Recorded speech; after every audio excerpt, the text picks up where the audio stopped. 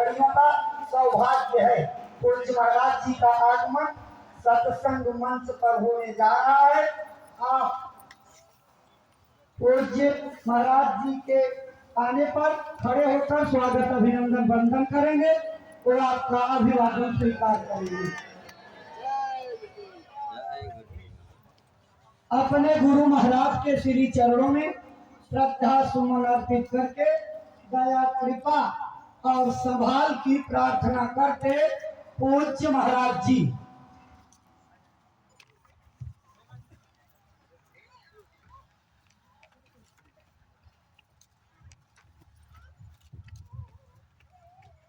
जय गुरुदेव,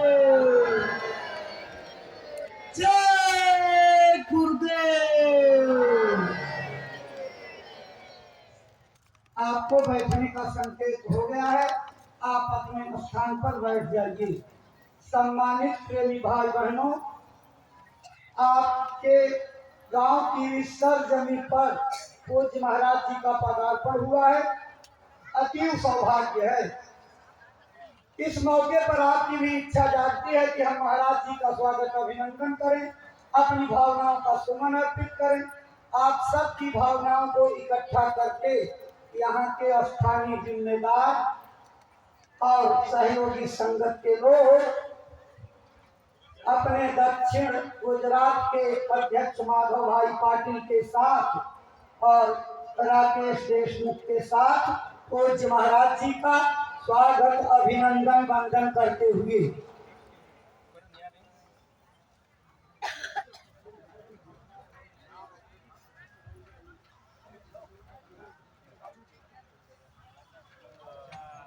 जय गुरुदेव, जय गुरुदेव।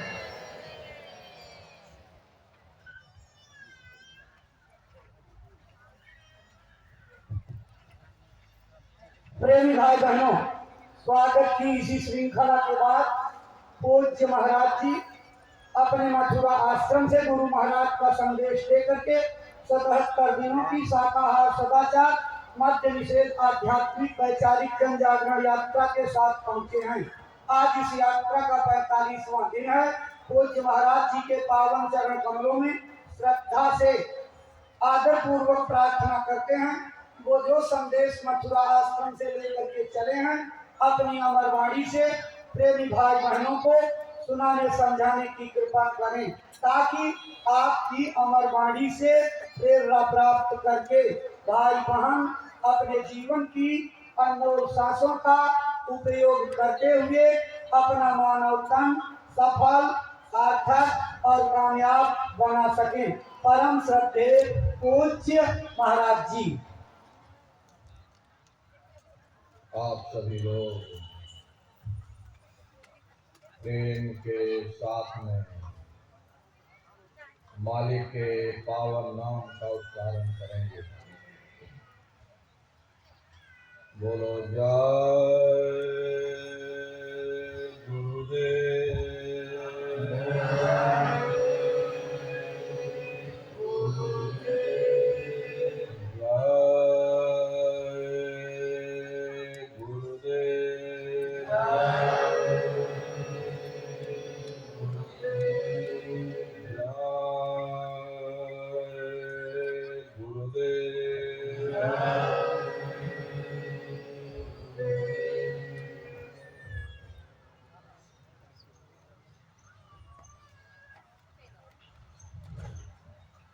सर्वत्र विराजमान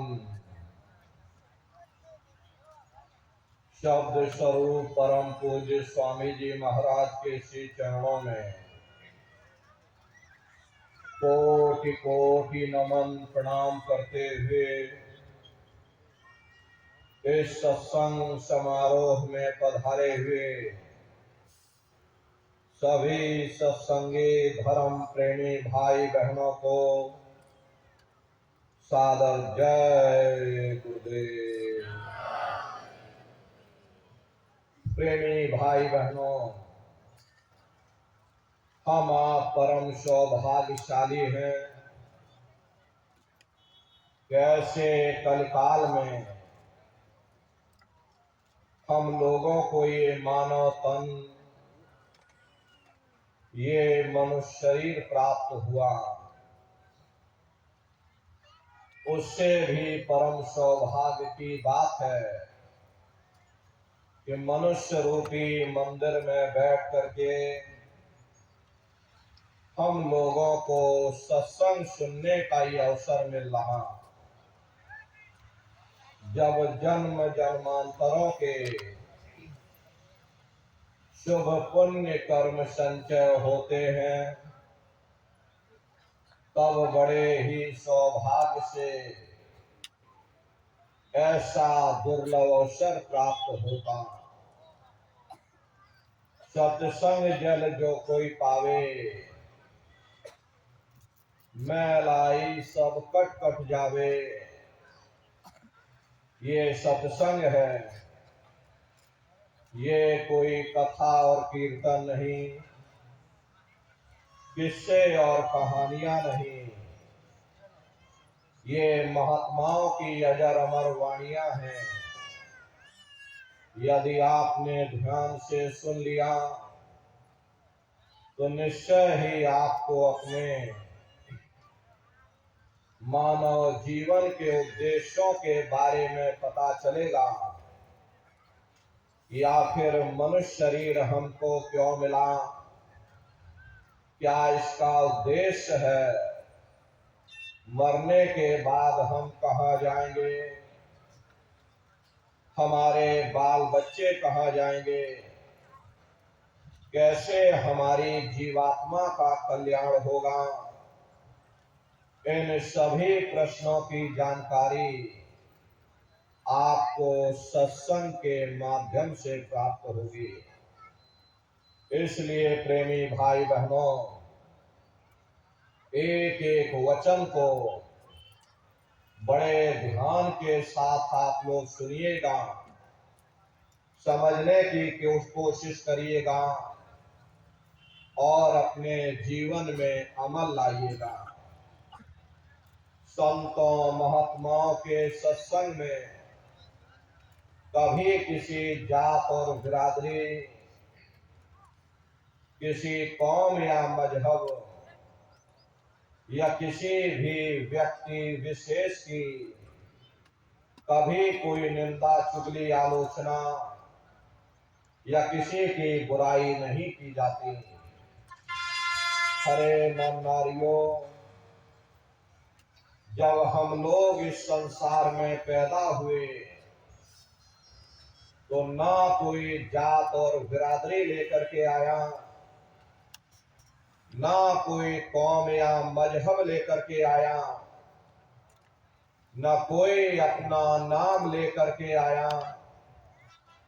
सिर्फ नंगे रोते हुए हम लोग इस संसार में पैदा हो गए। बाद में जो औजार उस परम पिता परमात्मा ने बख्शे, मन बुद्धि और चित्त, उससे जब हमारे अंदर चेतना आ गई, तब हमारा नाम पड़ गया, कर्म के अनुसार हमारी जाति बन गई। धीरे धीरे हमारा फैलाव दुनिया में होता चला गया। हमने बाल बच्चे बना लिए, हमने रिश्ते नातेदार बना लिए, हमने कुटुंब परिवार वाले बना लिए, हमने ये जमीन और जायदाद हासिल कर ली और इसको अपना समझ करके हम आप यहीं पर बैठ गए। फिर जब जाने का वक्त आया, फिर आपको यहां से खाली हाथ भेज दिया गया। ना आपके साथ आपका नाम गया, ना आपके साथ जात और बिरादरी गई, ना आपके साथ ये जमीन और जायदाद गई। जिस छाया को प्राप्त करने के लिए आपने अपना पूरा जीवन गुजार दिया, तो ना माया हाथ में आई और ना छाया हाथ में आई, खाली हाथ आए थे और खाली ही हाथ आपको यहां से वापस भेज दिया गया। कहने का मतलब ये है कि उस परम पिता परमात्मा ने अति दया और कृपा करके आपको ये मनुष्य शरीर दे दिया और आपको स्वतंत्र कर दिया गया कि भाई मैंने तुमको ये मनुष्य शरीर दिया है तुम्हारी जीवात्मा के रहने के लिए। मैं तुम्हारी जीवात्मा को इस मनुष्य शरीर में बंद करता हूं। तुम मेरे मकान के द्वारा उस मालिक की भक्ति करके अपनी जीवात्मा का कल्याण करा लेना। मैंने कुछ समय के लिए तुमको ये किराए का मकान दिया है। जब समय पूरा होगा मैं अपने सिपाहियों को भेजूंगा। उस समय पर तुम मेरे मकान को खाली कर देना। उस समय न जमीन जायदाद काम आएगी, न जात और बिरादरी काम आएगी। मन को, बुद्धि को, चित्त को और जीवात्मा को निकाल करके इस शरीर से बाहर कर दिया जाएगा।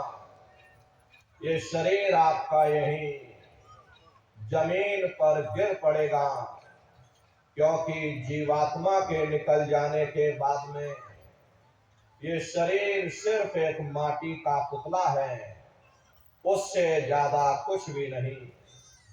आप इस मिट्टी के पुतले को ले जाकर शमशान भूमि पर जला करके राख कर दोगे। अरे आपकी कौम, आपका मजहब, आपकी जात और बिरादरी, आपका ये नाम उसी शमशान भूमि पर जल करके राख हो जाएगा। जिस जात और बिरादरी के लिए हम लोग लड़ते और झगड़ते थे, जिस धन दौलत को पाने के लिए हमने आपने न जाने कितने बुरे खोटे कर्म किए, तो मौत के समय में ना ये जात और बिरादरी काम आई, ना ये धन दौलत काम आया। सब कुछ हमारा यही छूट गया और एक जीवात्मा को ले जाकर ऊपर धर्मराज की कचहरी में पेश कर दिया गया। पलक झपकते ही तुम्हारे अच्छे बुरे कर्मों का हिसाब किताब हो जाएगा। धर्मराज तुमको सजा सुना देंगे, ले जाओ इनको फलाने नरक में डाल दो, क्योंकि मैंने इनको मौका दिया था, मैंने इनको मनुष्य शरीर दिया था कि अब की बार गीता रामायण को पढ़ करके, उन धर्म पुस्तकों को पढ़ करके, किसी संत महात्मा की खोज करके, उनके बताए हुए रास्ते पर चल करके अपनी जीवात्मा का कल्याण करा लेना। इस उद्देश्य के लिए मैंने इनको मनुष्य शरीर दिया था, लेकिन इन्होंने अपना उद्देश्य पूरा नहीं किया। जब जब ये मनुष्य शरीर में आए, कभी इन्होंने विचार ही नहीं किया कि आखिर ये मनुष्य शरीर हमको क्यों मिला, क्या इसका उद्देश्य है, मरने के बाद हम कहाँ जाएंगे, हमारे नात रिश्तेदार कहाँ जाएंगे, हमारे कुटुंब परिवार वाले कहाँ जाएंगे और कैसे इनकी जीवात्मा का कल्याण होगा। ये पराविद्या महात्माओं की पराविद्या है। हम आप इस जड़ संसार में फंस करके उस पराविद्या से अनभिज्ञ हो गए और अपने उद्देश्यों को भूल गए, अपने वादे को हम आप भूल गए। वो वादा जो हमने आपने माँ के गर्भ में किया था, जब माँ के गर्भ में हम आप उल्टे लटके हुए थे, सिर हमारा नीचे था, पैर हमारे ऊपर थे, उस समय परमात्मा से वादा किया कि हे परमात्मा, इस बार हमको मनुष्य शरीर दे दो, हम भजन करेंगे, भक्ति करेंगे, हम अपनी जीवात्मा का कल्याण करेंगे। लेकिन मनुष्य शरीर मिलने के बाद में आज तक न हमने आपने भजन किया, न भक्ति की, बस माया की छाया में फंस करके इस मिथ्या जगत को अपना मान करके अपने कीमती श्वासों की पूंजी को हम आप बर्बाद करते चले जा रहे हैं। हरे प्रेमी भाई बहनों, इस नाशवान जगत में न कभी किसी को कुछ मिला, न भविष्य में कभी मिल सकता। ये संसार एक ऐसा भव सागर है जिसके न इस किनारे का कुछ पता, न उस किनारे का पता, कोई नहीं जान सकता कि दुनिया कब बनी, कितनी बार प्रलय और महाप्रलय हो गई। लेकिन इतना जरूर मालूम है कि जिस दिन से दुनिया बनी है, हम आप यहीं पर भटका खा रहे हैं। अगर इधर से हवा चली तो नैया हमारी उधर चली गई, और अगर उधर से हवा चल गई तो हमारी नैया डगमगाते हुए इधर चली गई।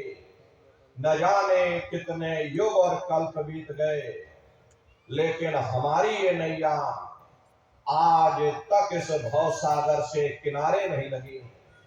इसलिए प्रेमी भाई बहनों, सौभाग्य से वक्त का इतना बड़ा वरदान आपको मिला, ये मानव तन आपको मिल गया। न जाने किस महात्मा की दया हो गई, न जाने कौन से जन्म जन्मांतरों के शुभ पुण्य कर्मोदय हो गए, जो आपको ये मनुष्य शरीर मिल गया। हरे अब की बार मौका मिल गया है, समय रहते हुए अपनी जीवात्मा के कल्याण के लिए थोड़ा बहुत विचार करिएगा, वरना ये समय तुम्हारा निकलता चला जा रहा। हरे मिले नरदेह तुमको, बनाओ काश कुछ अपना, बचो मत आए इस जग में, जानियो रैन का सपना।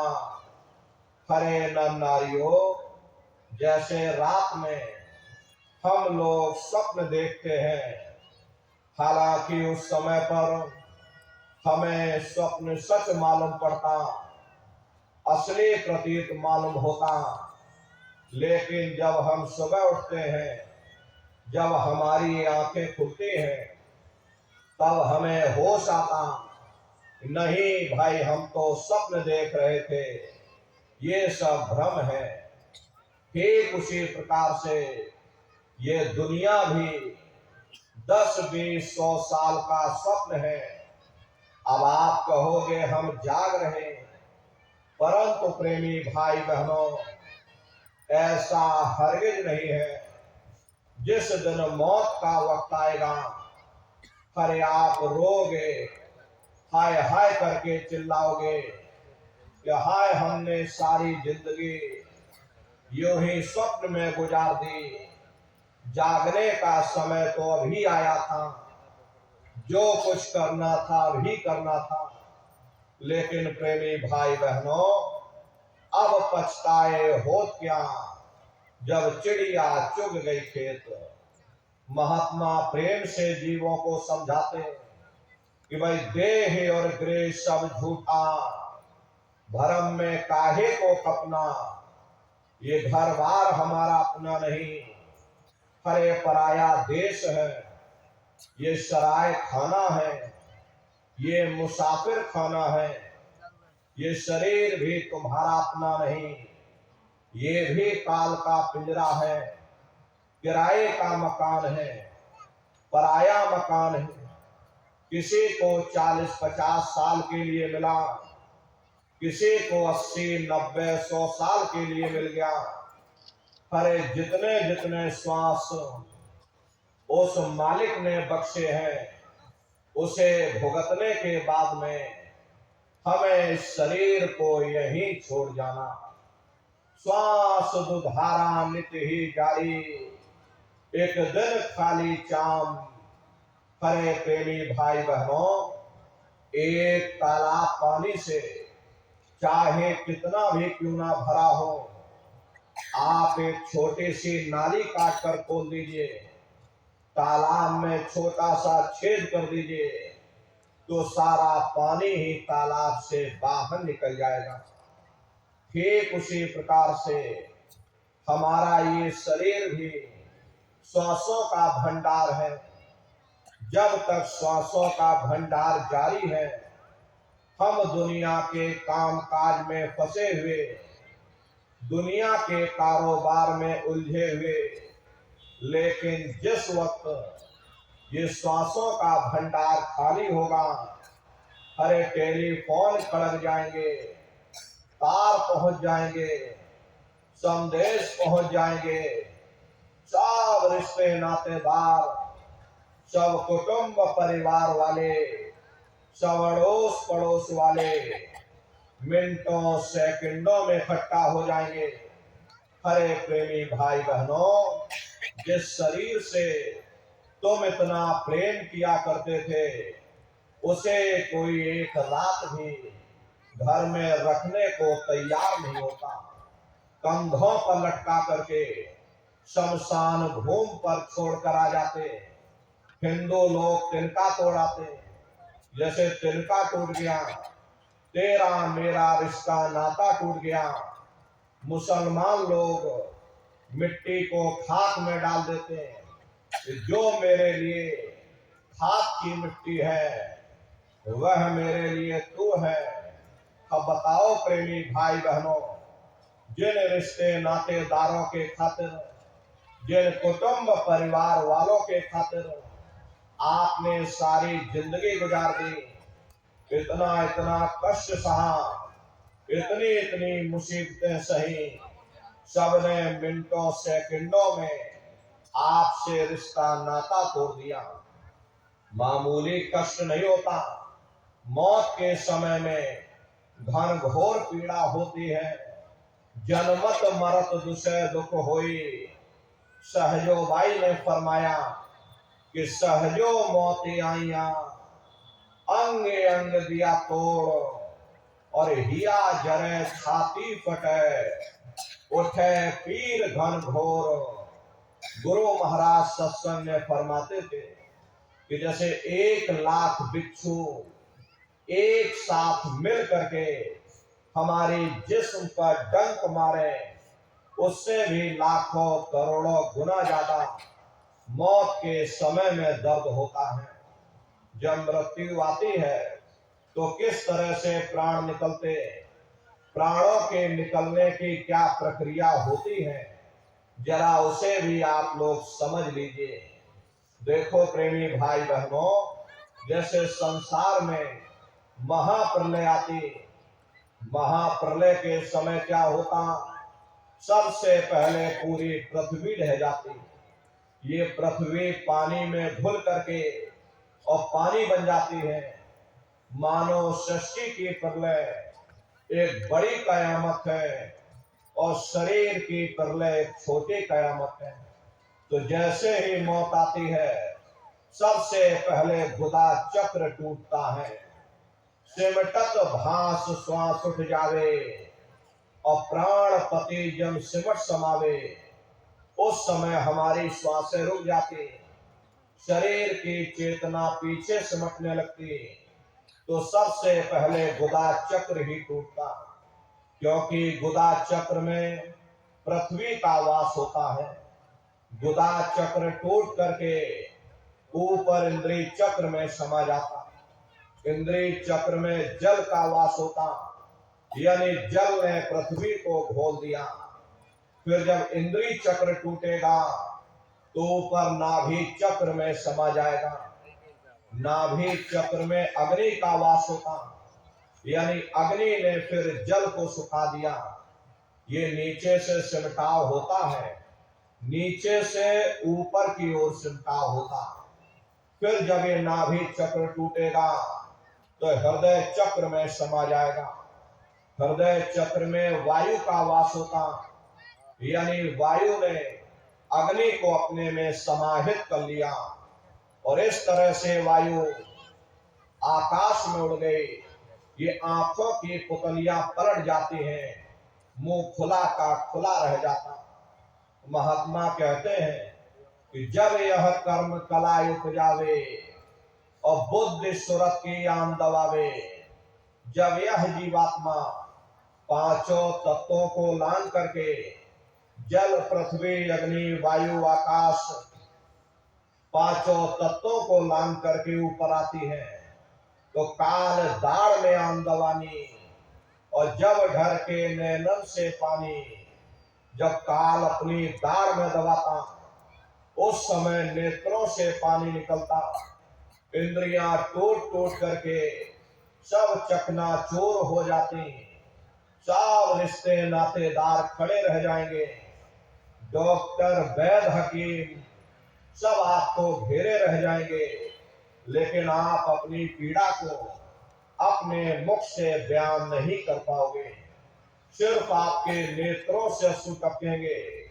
हरे यमदूत आते हैं, प्राणों की डोरी को तोड़ देते और जीवात्मा को खींच करके इस शरीर से बाहर कर दिया जाता। और जैसे ही जीवात्मा शरीर से अलग हुई, ये शरीर आपका मिट्टी हो जाता। फिर इस मिट्टी को एक रात अपने घर में कोई रखने को तैयार नहीं होता। अरे आपके कितने भी सगे संबंधी क्यों न हो, खास नात रिश्तेदार क्यों न हो, लेकिन एक रात कोई घर में मिट्टी रखने के लिए तैयार नहीं होते। कहते भाई जल्दी करो जल्दी करो, अब इनकी शक्ल देखने में हमको डर लग रहा, जल्दी से बाजार से कफन खरीद के लाओ, जल्दी से लकड़ियां खरीद के लाओ, अरे जल्दी से चिता तैयार करो, इनको घर में से जल्दी से उठा ले जाओ, वहीं शमशान भूमि पर जला देना। ये जो घर में इनके कपड़े लत्ते पड़े हुए, हर इनके कपड़े लत्ते भी उठा ले जाओ, वहीं शमशान भूमि पर जला देना। जिस बिस्तर पर ये लेटे रहे ये बिस्तर भी अशुद्ध हो गया। अब इनकी छुई हुई चीज हमको घर में एक नहीं चाहिए, इसलिए इनका बिस्तर भी उठा ले जाओ, वही शमशान भूमि पर जला देना। लेकिन उसने कोई सोने की अंगूठी पहनी होगी, उसे धीरे से उतार कर जेल में रख लोगे, बस वही एक अशुद्ध नहीं होगा और बाकी सब अशुद्ध हो जाएगा। अरे महात्मा कहते हैं कि भाई कुटुंब परिवार मतलब काम, और बिना धन पास नहीं जाए। ये रिश्ते नातेदार, ये कुटुंब परिवार वाले, ये सब स्वार्थ के संगी साथी। हरे प्रेमी भाई बहनों, आज तुम्हारी जेब में पैसा है तो सब जैसे तैसे तुमसे रिश्तेदारियां कायम कर लेंगे। आज जेब खाली हो जाए तो बेटा बाप को बाप कहने के लिए तैयार नहीं होता। आप रोज कचहरियों में मुकदमों का हाल देखते हो। यदि किसी पिता ने बंटवारा करते समय किसी एक बेटे को 1000 रुपया कम दे दिया या 1 बीघा जमीन कम दे दी तो बेटा बाप का दुश्मन बन जाता, उसे ले जाकर कचहरियों में खड़ा कर देता। अरे अपना यहाँ क्या है, ये स्वार्थ के संगी साथी, कोई तुमको याद करने वाला नहीं। 13 दिन बाद 13वीं मना दोगे, लड्डू पूड़ी पकवान बना करके खिला दोगे, फिर जाने वाले को कोई याद नहीं करता। अभी बूढ़े बुजुर्गों से पूछा जाए कि क्या तुमको तुम्हारे माँ बाप की याद आती है? तो कहेंगे भाई नहीं आती। अरे क्यों नहीं आती? तुम्हारे माँ बाप थे, तुमको पाला पोसा बड़ा किया, खुद भूखे रहे होंगे, तुम्हारा पेट पाला होगा, तुमको तुम्हारे माँ बाप की याद क्यों नहीं आती? क्योंकि तुम्हारे सामने तुम्हारे लड़के बच्चे हो गए, तुम्हारे नाती पोता पंती और संती हो गए, इसलिए तुम अपने माँ बाप की यादों को भूल गए और नई यादों में फंस गए। ऐसे ही प्रेमी भाई बहनों, एक दिन सब तुमको भी भूल जाएंगे, कोई किसी को याद करने वाला नहीं। ये कहानी तो शमशान भूमि पर समाप्त हो गई। उधर देखो क्या होता, तुम्हारी जीवात्मा को ले जा करके ऊपर धर्मराज की कचहरी में पेश कर दिया जाएगा। वहां पलक झपकते ही तुम्हारे अच्छे बुरे कर्मों का हिसाब किताब हो जाएगा। धर्मराज तुमको सजा सुना देंगे, ले जाओ इनको फलाने नरक में डाल दो, क्योंकि मैंने इनको मौका दिया था जब ये माँ के घर में उल्टे लटके हुए थे। उस समय इन्होंने मुझसे प्रार्थना की थी कि हे मालिक, मुझे एक बार मौका दे दो, मुझे एक बार मनुष्य शरीर दे दो, हम भजन करेंगे, भक्ति करेंगे, हम अपनी जीवात्मा का कल्याण करेंगे। तो मैंने इनकी प्रार्थना स्वीकार कर ली और इनको मैंने मनुष्य शरीर दे दिया और कह करके भेजा था कि भाई मनुष्य शरीर ये किराए का मकान है, ये तुम्हारा अपना नहीं है। अगर ये तुम्हारा अपना होता तो हमेशा तुम्हारे पास रहता। ये तुम्हारा अपना नहीं, ये मैंने तुमको कुछ समय के लिए ये किराए का मकान दिया है। हाँ, तुम अपनी जीवात्मा को मेरे किराए के मकान में बैठा करके और मालिक की भक्ति करके अपनी जीवात्मा का कल्याण करा लेना। मैंने कुछ समय के लिए तुम सबको ये किराए का मकान दिया, जब समय पूरा होगा मैं अपने सिपाहियों को भेजूंगा, उस समय पर तुम मेरे मकान को खाली कर देना। लेकिन इतना ध्यान रखना कि जैसा साफ सुथरा मैंने तुमको ये किराए का मकान दिया, वैसा ही साफ सुथरा तुम मुझको वापस लौटा देना। लेकिन इस किराए के मकान में बैठ करके इन्होंने अच्छे बुरे कर्म कर डाले। मेरे किराए के मकान को इन्होंने अपने कर्मों से गंदा कर दिया, इसलिए कर्मों की सजा इनको मिलेगी। ले जाओ इनको फलाने नरक में डाल दो। अरे महात्मा कभी झूठ नहीं बोलते।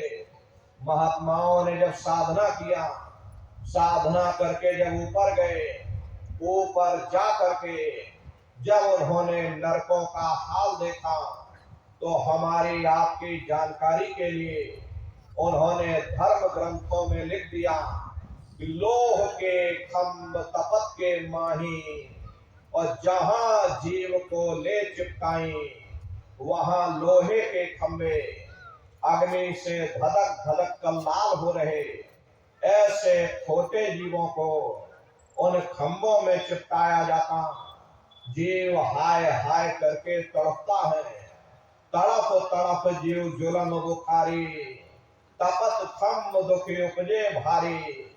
असहनी वेदना होती, असहनी दुख दर्द होता, जीव वहां रोता चिल्लाता रहता। वहां कोई तुम्हारी पुकार सुनने वाला नहीं, कोई तुम्हारी दर्द भरी आवाज को सुनने वाला नहीं। हरे नर नारियों, ये दुर्दशा क्यों हो गई? क्योंकि हम लोग मनमुखी हो गए, मन के कहे पर चलने लगे। मन के कहे पर चल करके अच्छे बुरे कर्म करने लगे। कर्मों का ये जकीरा अंबार के अंबार हमने अपने सिर पर लाद लिए, आज भी कर्मों का भोग पा रहे। हरे महात्मा कहते हैं कि भाई नर के अनेक अन्योर हैं, कहाँ लग कहो बखान, दुख भोगते यह जीव जो, जाने जो भोग समान। कहते भाई एक नरक नहीं, ऐसे वहां अनेकों अनेक नरक बने हुए, अलग अलग खोटे पाप कर्मों के वहां पर अलग अलग नरक बने हुए। ये जीव अपने अपने कर्म के अनुसार अनंतों अनंत युगों तक, वर्षों की बात नहीं कर रहे, अनंतों अनंत युगों तक जीव नरकों की यातनाएं भोगता रहता, और नरकों की यातनाएं भोगने के बाद में इसी जीवात्मा को सीधे मनुष्य शरीर नहीं दिया जाता, बल्कि से 4 कान 84 लाख योनियों में डाला जाता। जैसे बच्चा होता है, बच्चा पहले कक्षा 1 पास करेगा, फिर कक्षा 2 में जाएगा, ऐसे वहां पर पूरा चैनल बना हुआ। नरकों की यातनाएं भोगने के बाद में इन्हीं जीवात्माओं को 4 खान 84 लाख योनियों में डाला जाता। ये 4 खान 84 लाख योनियां ये कोई मामूली योनियां नहीं होती। 4 खान का मतलब होता है अंडज पिंडज उपमज स्थावर, ये 4 खाने हैं। पहली श्रेणी पेड़ पौधों की आती, जिनके अंदर पानी का तत्व मौजूद होता है। कभी ये भी मनुष्य हुआ करते थे, लेकिन आज अपने कर्मों का भोग पा रहे एक जगह पर बेचारे खड़े हुए। दूसरी श्रेणी कीड़े मकोड़ों की आती है, जिनके अंदर पृथ्वी और अग्नि का तत्व मौजूद होता है। तीसरी श्रेणी पंछियों की आती, चौथी चौपाए जानवरों की आती, और 5वीं स्वयं इंसान की आती, जिसके अंदर 5 तत्व जल पृथ्वी अग्नि वायु आकाश 5 तत्व मौजूद होते। प्रेमी भाई बहनों, ये 4 खाने हैं, इनकी अलग अलग कुल 84 लाख योनियां होती है। अब आप पेड़ पौधों को देखिए तो आम का पेड़ अलग है, नीम का पेड़ अलग है, पीपल का पेड़ अलग है। ऐसे ही अलग अलग प्रजातियों के कीड़े मकोड़े, अलग अलग प्रजातियों के पशु पंछी, कुल मिलाकर के 84 लाख योनियां हैं। हम दुनिया के जीव नरकों की यातनाएं भोगने के बाद में अनंतों अनंत समय के लिए इन्हीं 84 लाख योनियों में फिर डाले जाते। मामूली कष्ट नहीं होता। अरे हमको आपको गर्मी लग गई तो हम लोग छाया में आ गए, सर्दी लग गई कंबल रजाई ओढ़ लिया, भूख लग गई रोटी खा ली, बीमार हो गए अस्पतालों में चले गए, अपना अपना इलाज करवा लिया। लेकिन देखो उन जानवरों को, क्या गर्मी, क्या सर्दी, क्या बरसात, एक एक निवाले के लिए दर बदर ठोकरें खाते रहते। किसी का हाथ कट गया, किसी का पैर कट गया, किसी को जीते जी काट डाला, और मुर्गी की तो गर्दन ही मरोड़ डाली। क्या उनको दर्द नहीं होता? अरे उनको भी दर्द होता, उनको भी तकलीफ होती है। प्रेमी भाई बहनों, मादा बिच्छू होती है।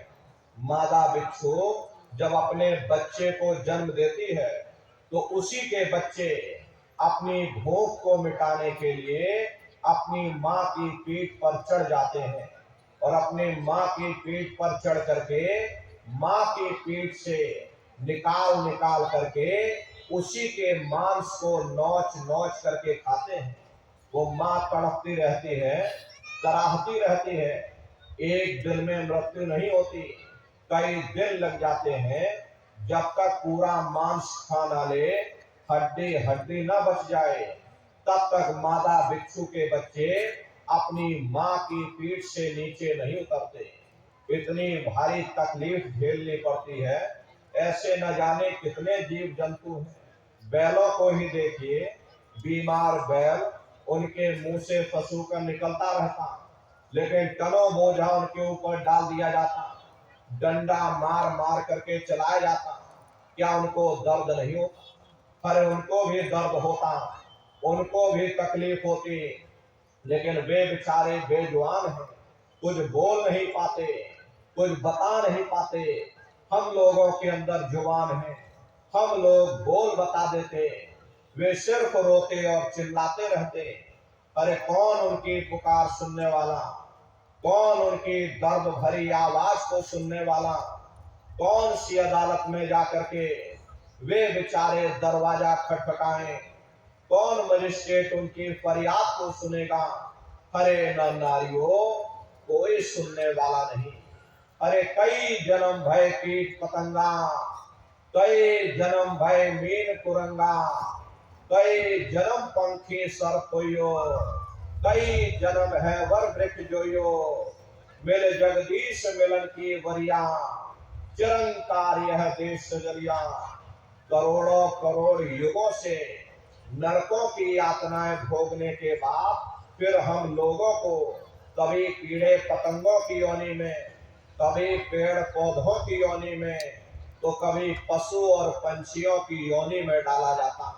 प्रेमी भाई बहनों, 84 लाख योनियों की सबसे जो आखिरी योनि होती है वो गाय और बैल की योनि होती। गाय स्त्री का रूप लेती है और बैल पुरुष का रूप लेते। ये 84 लाख योनियों की सबसे आखिरी योनि यानी कि अंतिम पायदान होता। उसके बाद तब जाकर के हम लोगों को दोबारा फिर से मनुष्य शरीर प्राप्त होता। इसीलिए कहा गया कि बड़े भाग्य मानुष तन पाया, कोट जन्म जब भटका खाया।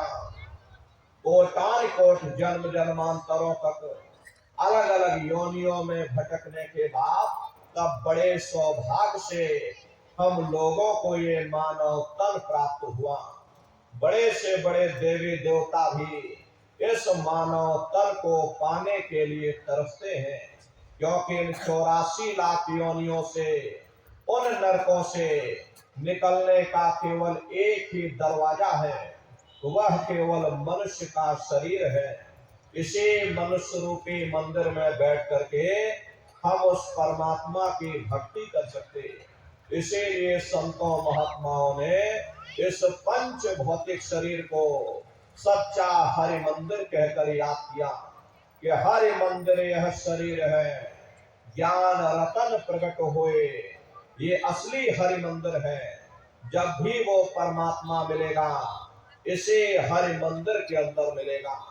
प्रेमी भाई बहनों, इसी पंच भौतिक शरीर को ईसा मसीह साहब ने टेम्पल ऑफ लिविंग गॉड यानी जिंदा ईश्वर का मंदिर कहा। इसी पंच भौतिक शरीर को गुरु नानक साहब ने नर नारायणी देह कहकर याद किया। ये वो देह है जिसमें नारायण स्वयं विराजमान है। इसी पंच भौतिक शरीर को मुसलमान फकीरों ने कुदरती काबा कहकर याद किया। ये असली कुदरती काबा है। खुदा का दीदार जब भी होगा इसी कुदरती काबे के अंदर जाकर होगा। बाहर से आज तक न कभी किसी को परमात्मा मिला, न भविष्य में कभी मिल सकता। यही कबीर साहब ने लिखा कि जो तिल माही तेल है, जो चकमक में आ तेरा साईं तुझ में, और जाग सके तो जाग। जिस तरह तिल में तेल होता, पत्थर में अग्नि होती, ठीक उसी तरह से वो मालिक हरेक के घट घट में, हरेक के वजूद के अंदर बैठा हुआ। यही आपकी धर्म पुस्तकों में भी लिखा, अरे मोको का घोड़े रे बंदे, मैं तो तेरे पास में, और ना तीरथ में ना मूरत में, मैं तो हूँ विश्वास में।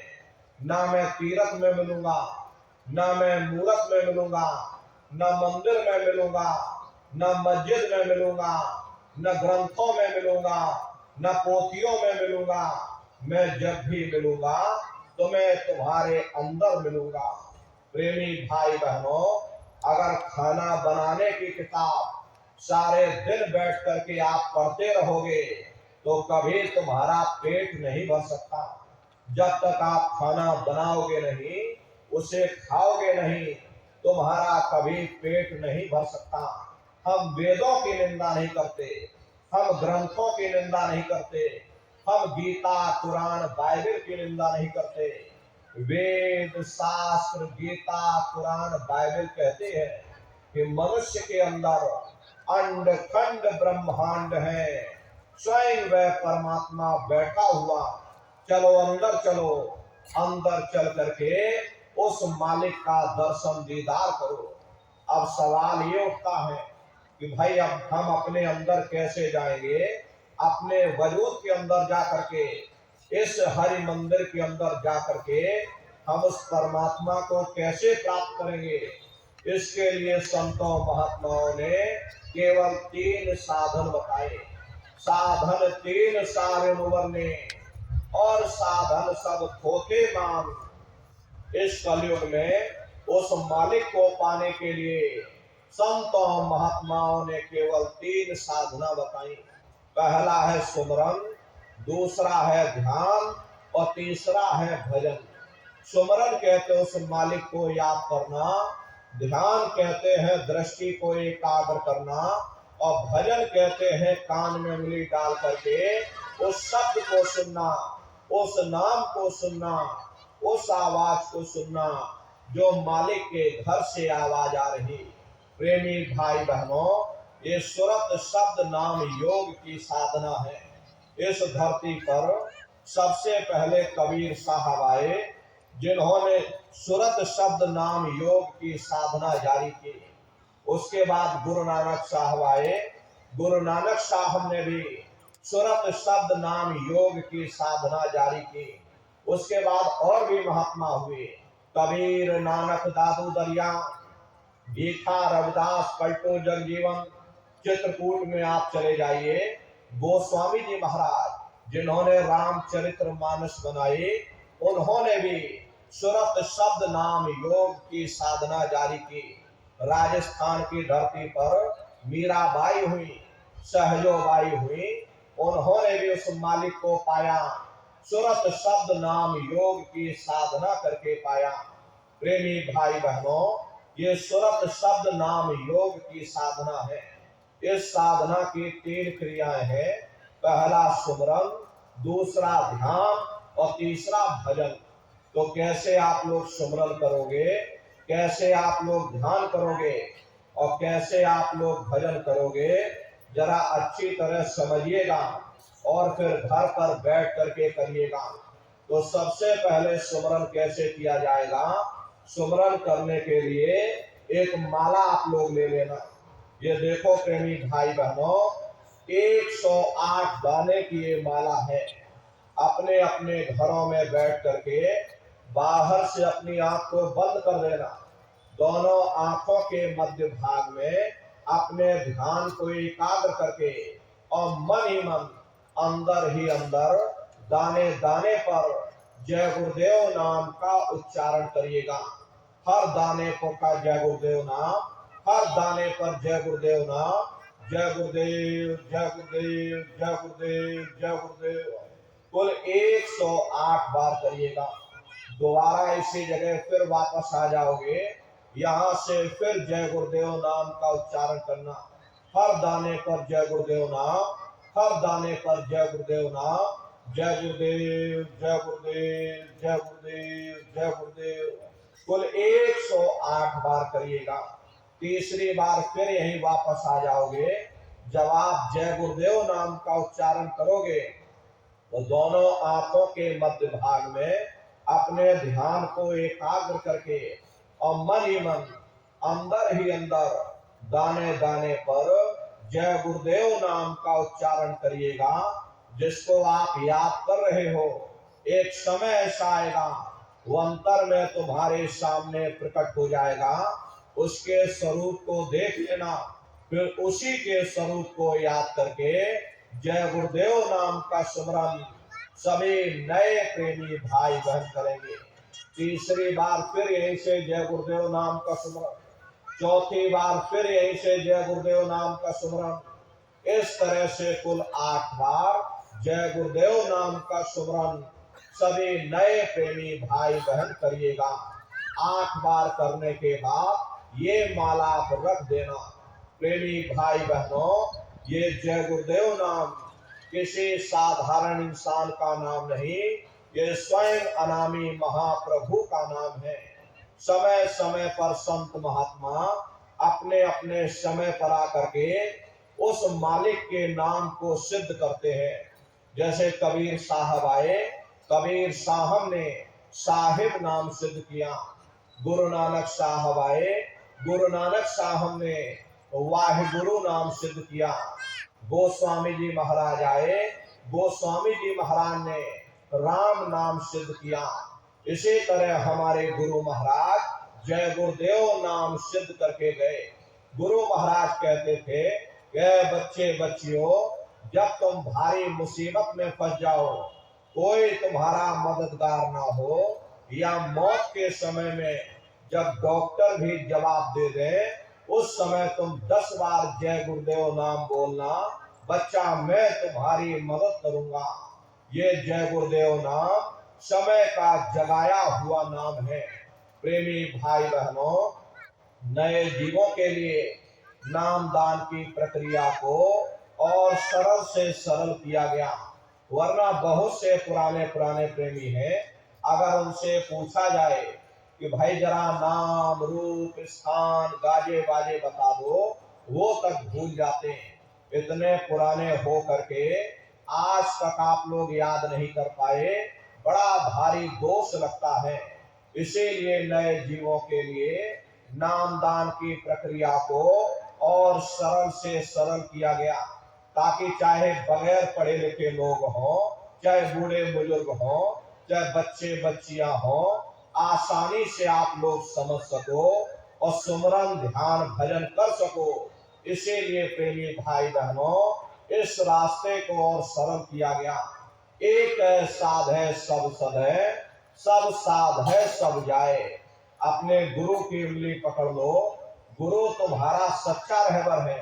हरे प्रेमी भाई बहनों, वो परमात्मा घट घट में विराजमान, लेकिन उसके होते हुए भी तुमने करोड़ों जन्म ठोकरें खाई, कभी नरकों में भटके, कभी 84 में भटके। जब तक गुरु नहीं मिला तुम दर बदर भटकते रह गए, और जब गुरु मिल गया, गुरु ने तुमको राह दे दी, तब ये साधक कहता है कि गुरु गोविंदो खड़े काके लागो पाई, और बलिहारी गुरु आपने जिन गोविंद दियो बताई। महिमा उन्हीं की है जिन्होंने गोविंद को लखा दिया।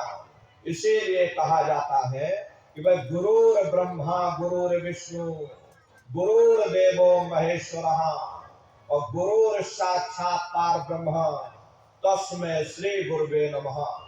3 लोक 9 खंड में गुरु से बड़ा न कोई, और करता करे न कर सके, गुरु करे सो होई। इसलिए प्रेमी भाई बहनों, साधना करने से पहले जय गुरुदेव नाम का सुमरन सभी नए प्रेमी भाई बहन करिएगा।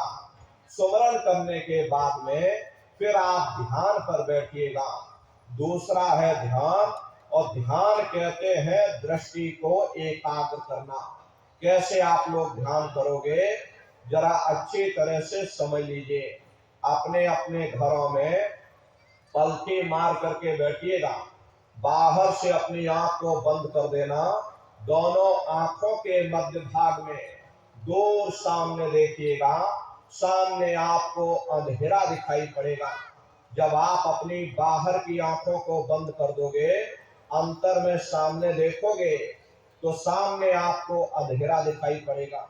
बस उसी अंधेरे में एक जगह पर आप अपनी दृष्टि को एकाग्र करिएगा, या उस अंधेरे को ही देखते रहना। एक टक हो करके सामने अंधेरे को देखते रहिएगा। दृष्टि अपने आप एकाग्र हो जाएगी, और जैसे ही आपकी दृष्टि उस अंधेरे में एकाग्र होगी, तो सुई की नोक के बराबर काले में भी काला बिंदु बड़ा चमकीला बिंदु होगा। तारे की तरह चमचम चमचम चमकेगा, वो सामने आपको दिखाई पड़ जाएगा। जब वो चमकदार बिंदु सामने दिखाई पड़ जाए तब आप अपनी दृष्टि को उस बिंदु पर एकाग्र करिएगा। जब आप अपनी दृष्टि बिंदु पर एकाग्र करोगे तो बिंदु के चारों तरफ से बड़ा भारी प्रकाश निकलेगा, चक्र की तरह से बहुरंगी प्रकाश होगा। वो प्रकाश धीरे धीरे बड़ा होता चला जाएगा। साधक इतना मोहित हो जाता है कि बिंदु को तो छोड़ देता और दाएं बाएं प्रकाश को देखने में लग जाता।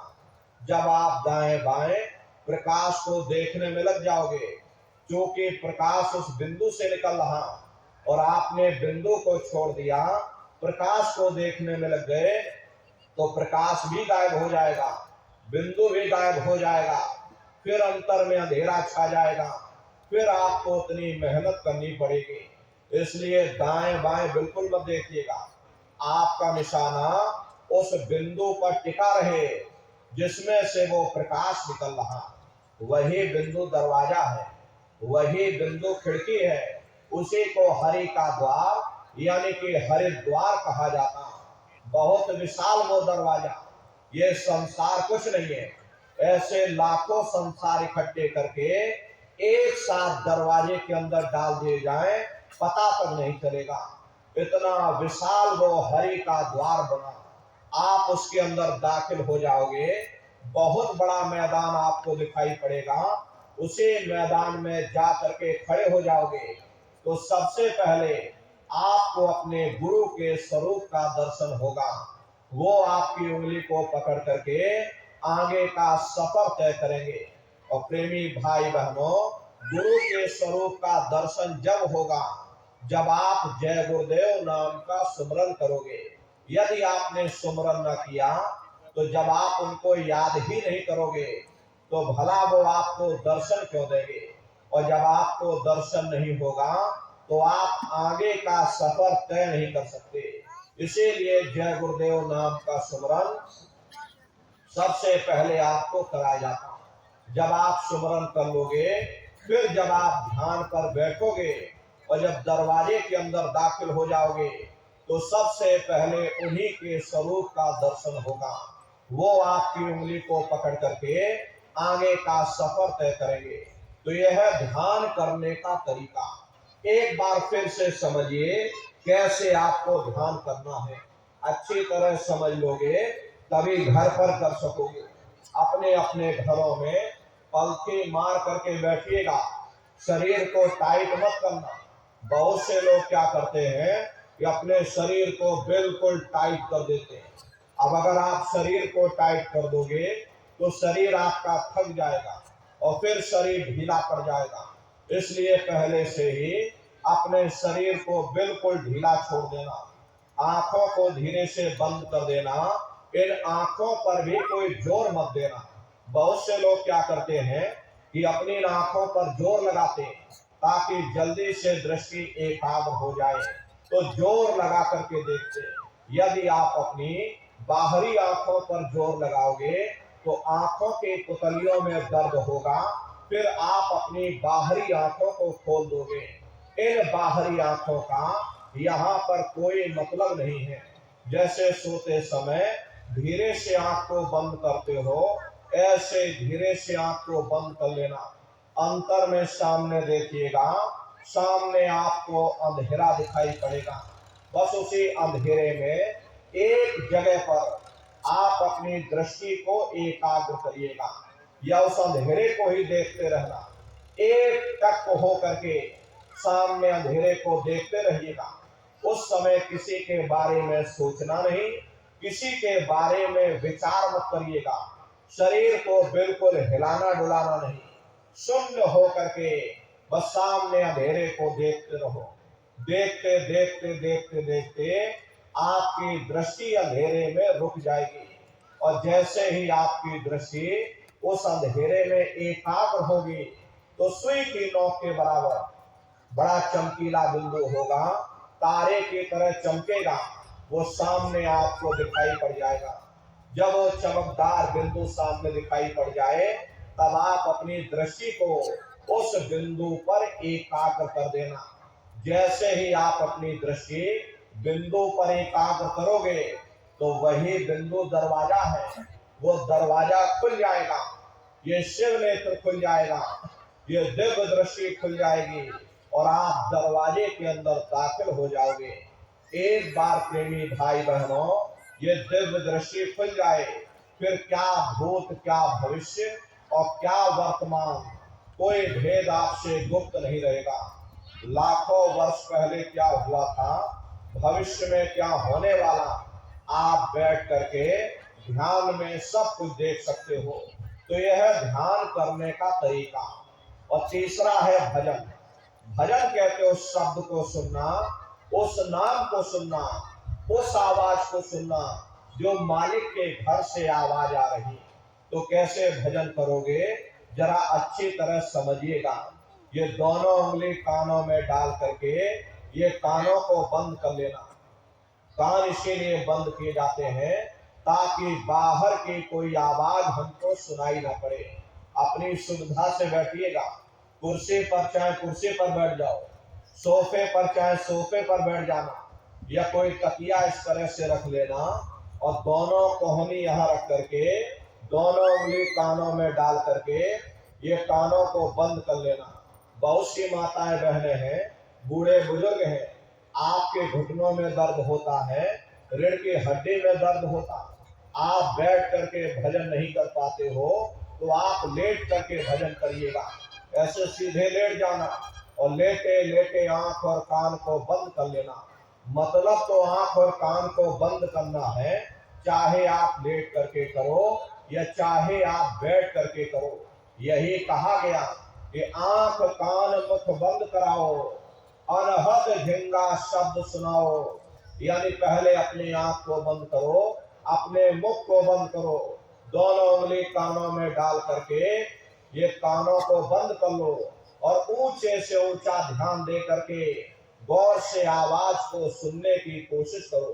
प्रेमी भाई बहनों, जब आप अपने कानों को बंद करके अंतर में गौर से आवाज को सुनोगे तो आपको ऐसा अनुभव होगा कि कहीं सीटी जैसी आवाज हमारे कानों में गूंज रही है।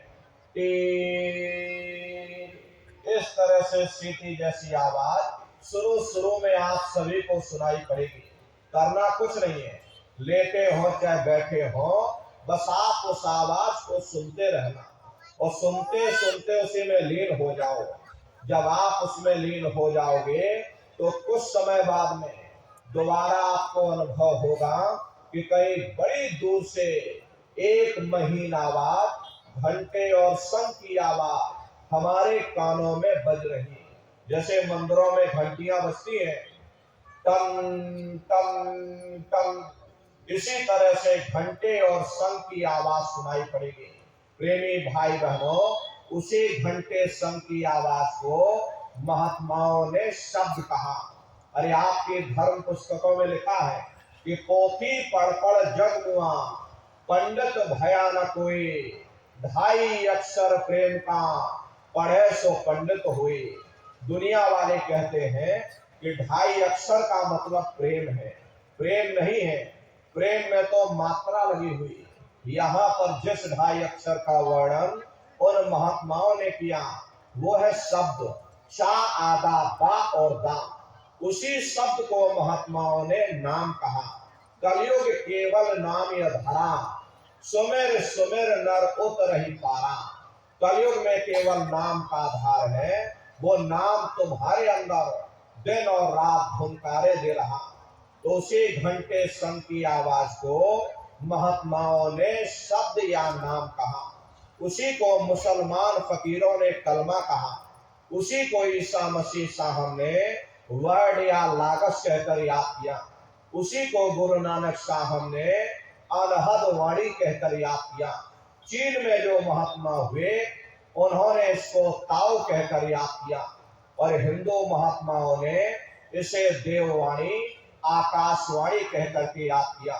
उन अलग अलग महात्माओं ने अपनी अपनी भाषा में हम लोगों को समझाने की कोशिश की कि भाई वो घंटे शंख की आवाज तुम्हारे सबके अंदर गूंज रही, वो आपको सुनाई पड़ेगी।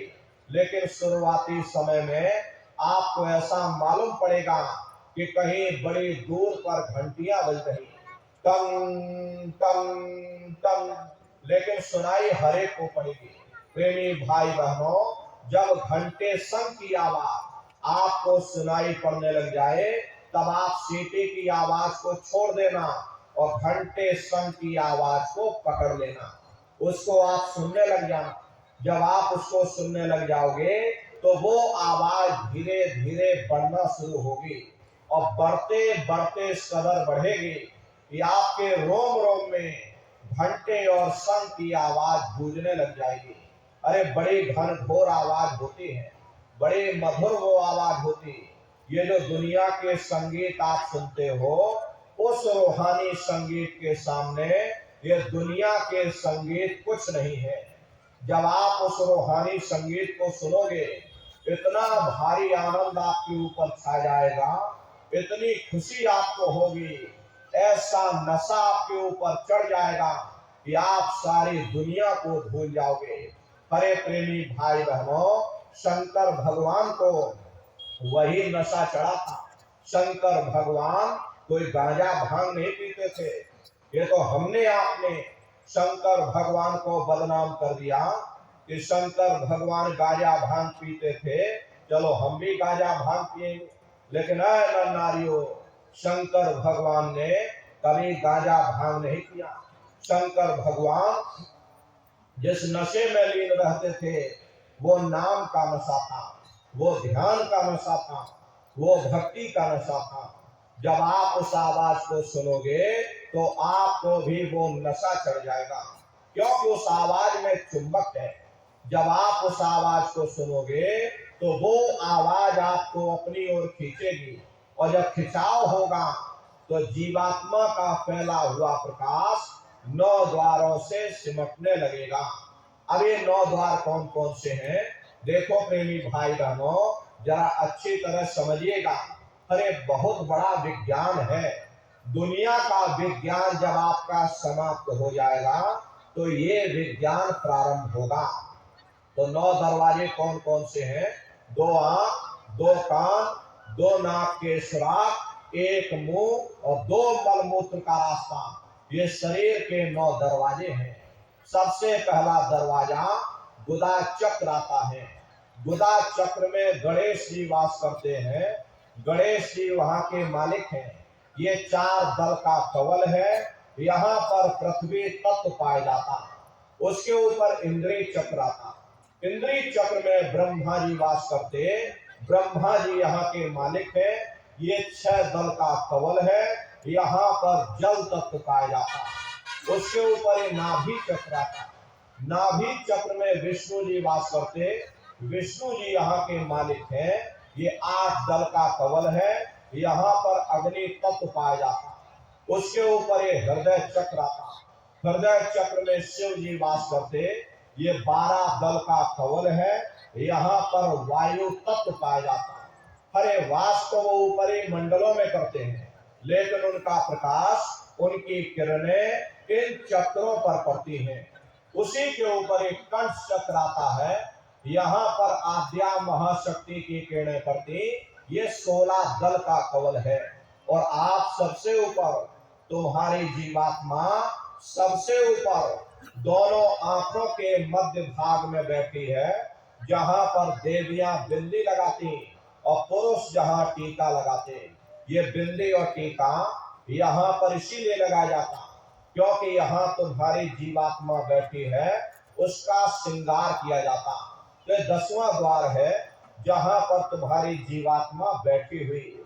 इसी 10वें दरवाजे पर बैठ करके जीवात्मा अपने प्रकाश को 9 दरवाजों में फैलाती है, जिससे आपका ये शरीर चलता, आपके हाथ, आपके पैर चलते हैं।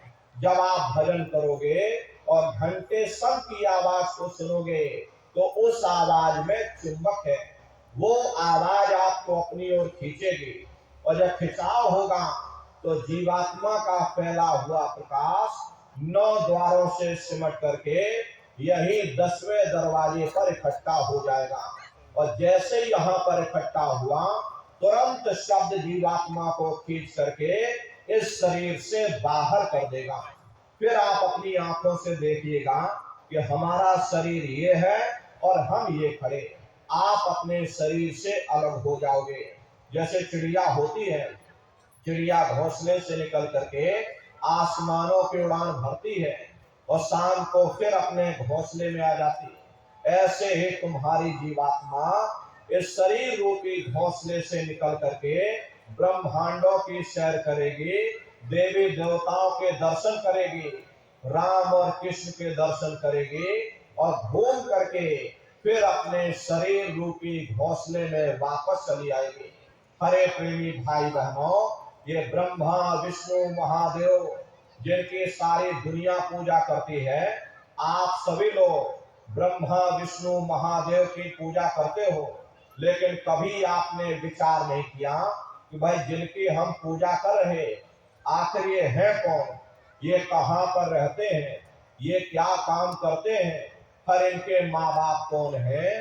तो जरा संक्षिप्त में आप लोग समझिएगा, क्योंकि अगर इसका वर्णन किया जाएगा लाखों वर्ष लग जाएंगे, एक लोक का वर्णन नहीं हो सकता।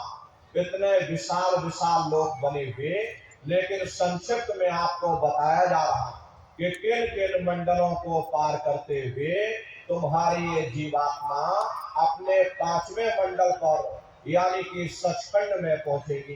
प्रेमी भाई बहनों, जब आप भजन करोगे और घंटे संग की आवाज को पकड़ करके शरीर रूपी घोंसले से जब बाहर निकल जाओगे, तो उसी शब्द को पकड़ करके ये जीवात्मा ब्रह्मांडों की चढ़ाई करती है। पलक झपकते यह जीवात्मा खरबों योजन मील ऊपर चली जाती।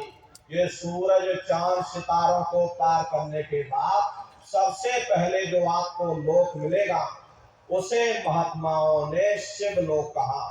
शिवलोक तमोगुणी स्थान है, वहां के मालिक शिव जी हैं, वो पार्वती जी के साथ उस लोक में विराजमान है। शिव जी का दर्शन करने के बाद फिर जब आप ऊपर चढ़ोगे, उसी के ऊपर ब्रह्मा जी का लोक मिलेगा। ब्रह्मा जी का लोक वो रजोगुणी स्थान है, वहां के मालिक ब्रह्मा जी हैं, वो गायत्री सावित्री और सरस्वती के साथ उस लोक में विराजमान है। ब्रह्मा जी का दर्शन करने के बाद फिर घंटे संग की आवाज को पकड़ करके फिर जब आप ऊपर चढ़ोगे, उसी के ऊपर आपको विष्णु लोक मिलेगा। विष्णु लोक वो सतोगुणी स्थान है, वहां के मालिक विष्णु जी हैं, उनका बड़ा मनमोहक स्वरूप है। उनकी 4 भुजाएं हैं और चारों भुजाओं में शंख गदा पद्म और चक्र सुशोभित हैं, और आप क्षीर सागर में लक्ष्मी जी के साथ विराजमान हैं। ये तीनों देवता ब्रह्मा विष्णु और महादेव अपने अपने लोक में बैठ करके राज कर रहे। एक रचयिता है जो जीवों को रचता है, एक पालनहार है जो जीवों को पालता है, और एक संहार करता जो जीवों को नष्ट कर देता।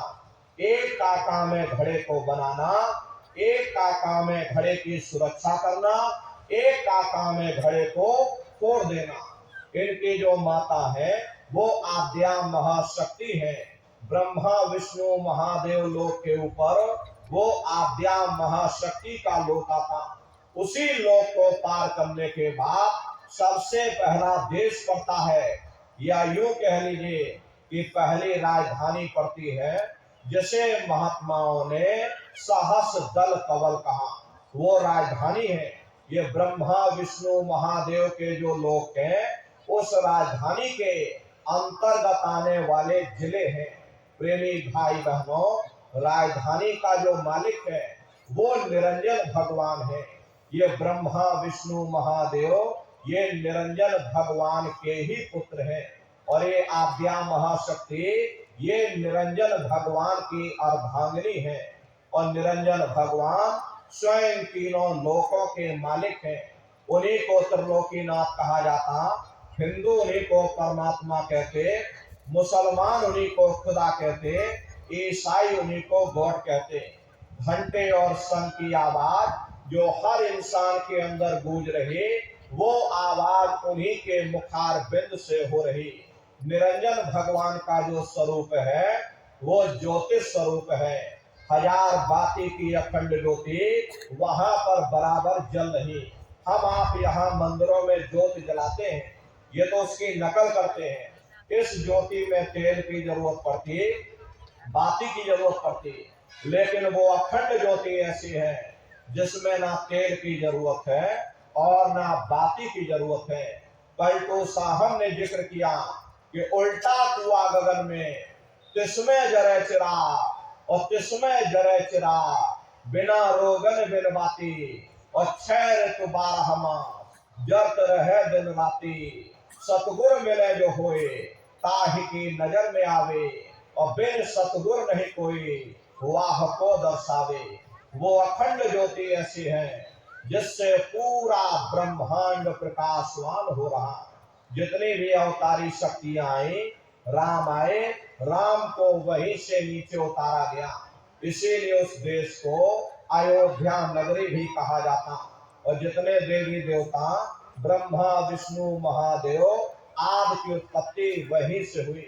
गोस्वामी जी महाराज जब साधना करके वहां पहुंचे, तभी उन्होंने अपनी धर्म पुस्तक में लिख दिया कि अति विचित्रता लोक की अनेका, रचना अधिक एक तेका।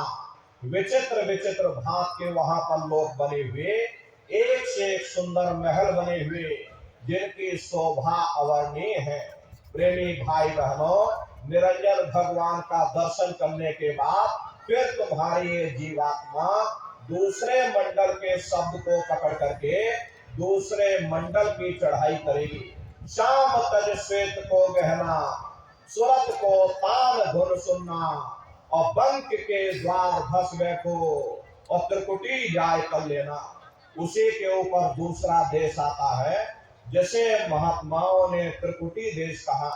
वहां के जो मालिक हैं वो ब्रह्म है। वहीं से मन और माया की उत्पत्ति हुई। वहीं से तीन गुण, रजोगुण तमोगुण सतोगुण, तीनों गुणों की उत्पत्ति वहीं से हुई। ये जो आपके वेद हैं, वेदों को सारी दुनिया पढ़ती है। वेदों की व्युत्पत्ति उसे स्थान से हुई है। अरे महात्मा कहते हैं कि त्रिकुटी महल में विद्या सारा, धन हर गर्जे बजे नगारा और लाल वरण सूरज उजियारा। वहां पर दो धुने, बादलों की गर्जन और मृदंग की आवाज उस लोक में गूंजती रहती है। जैसे पहले स्थान पर निरंजन भगवान के देश में घंटे और शंख की आवाज गूंजती, ऐसे ही दूसरे मंडल पर यानी कि ब्रह्म के देश में बादलों की गर्जन और मृदंग वहां पर बजता रहता। ओम का जाप बराबर वहां होता रहता। प्रेमी भाई बहनों, ब्रह्म का जो स्वरूप है लाल वरण सूरज उजियारा। ये सूरज कुछ नहीं, ऐसे लाखों लाख सूर्य इकट्ठे करोगे तो वहां का एक सूर्य बनेगा। ब्रह्म का जो स्वरूप है वो सुबह के लाल सूर्य के समान है। इसीलिए वहां का पूरा ब्रह्मांड लाल है। जहां तक आपकी निगाह जाएगी ब्रह्म देश में चारों तरफ आपको लाल ही लाल नजर आएगा। महात्मा जब साधना करके वहां पहुंचे, तभी महात्माओं ने लिख दिया कि लाली मेरे लाल की, जित देखो तो लाल, लाली देखन में गई, मैं भी हो गई लाल।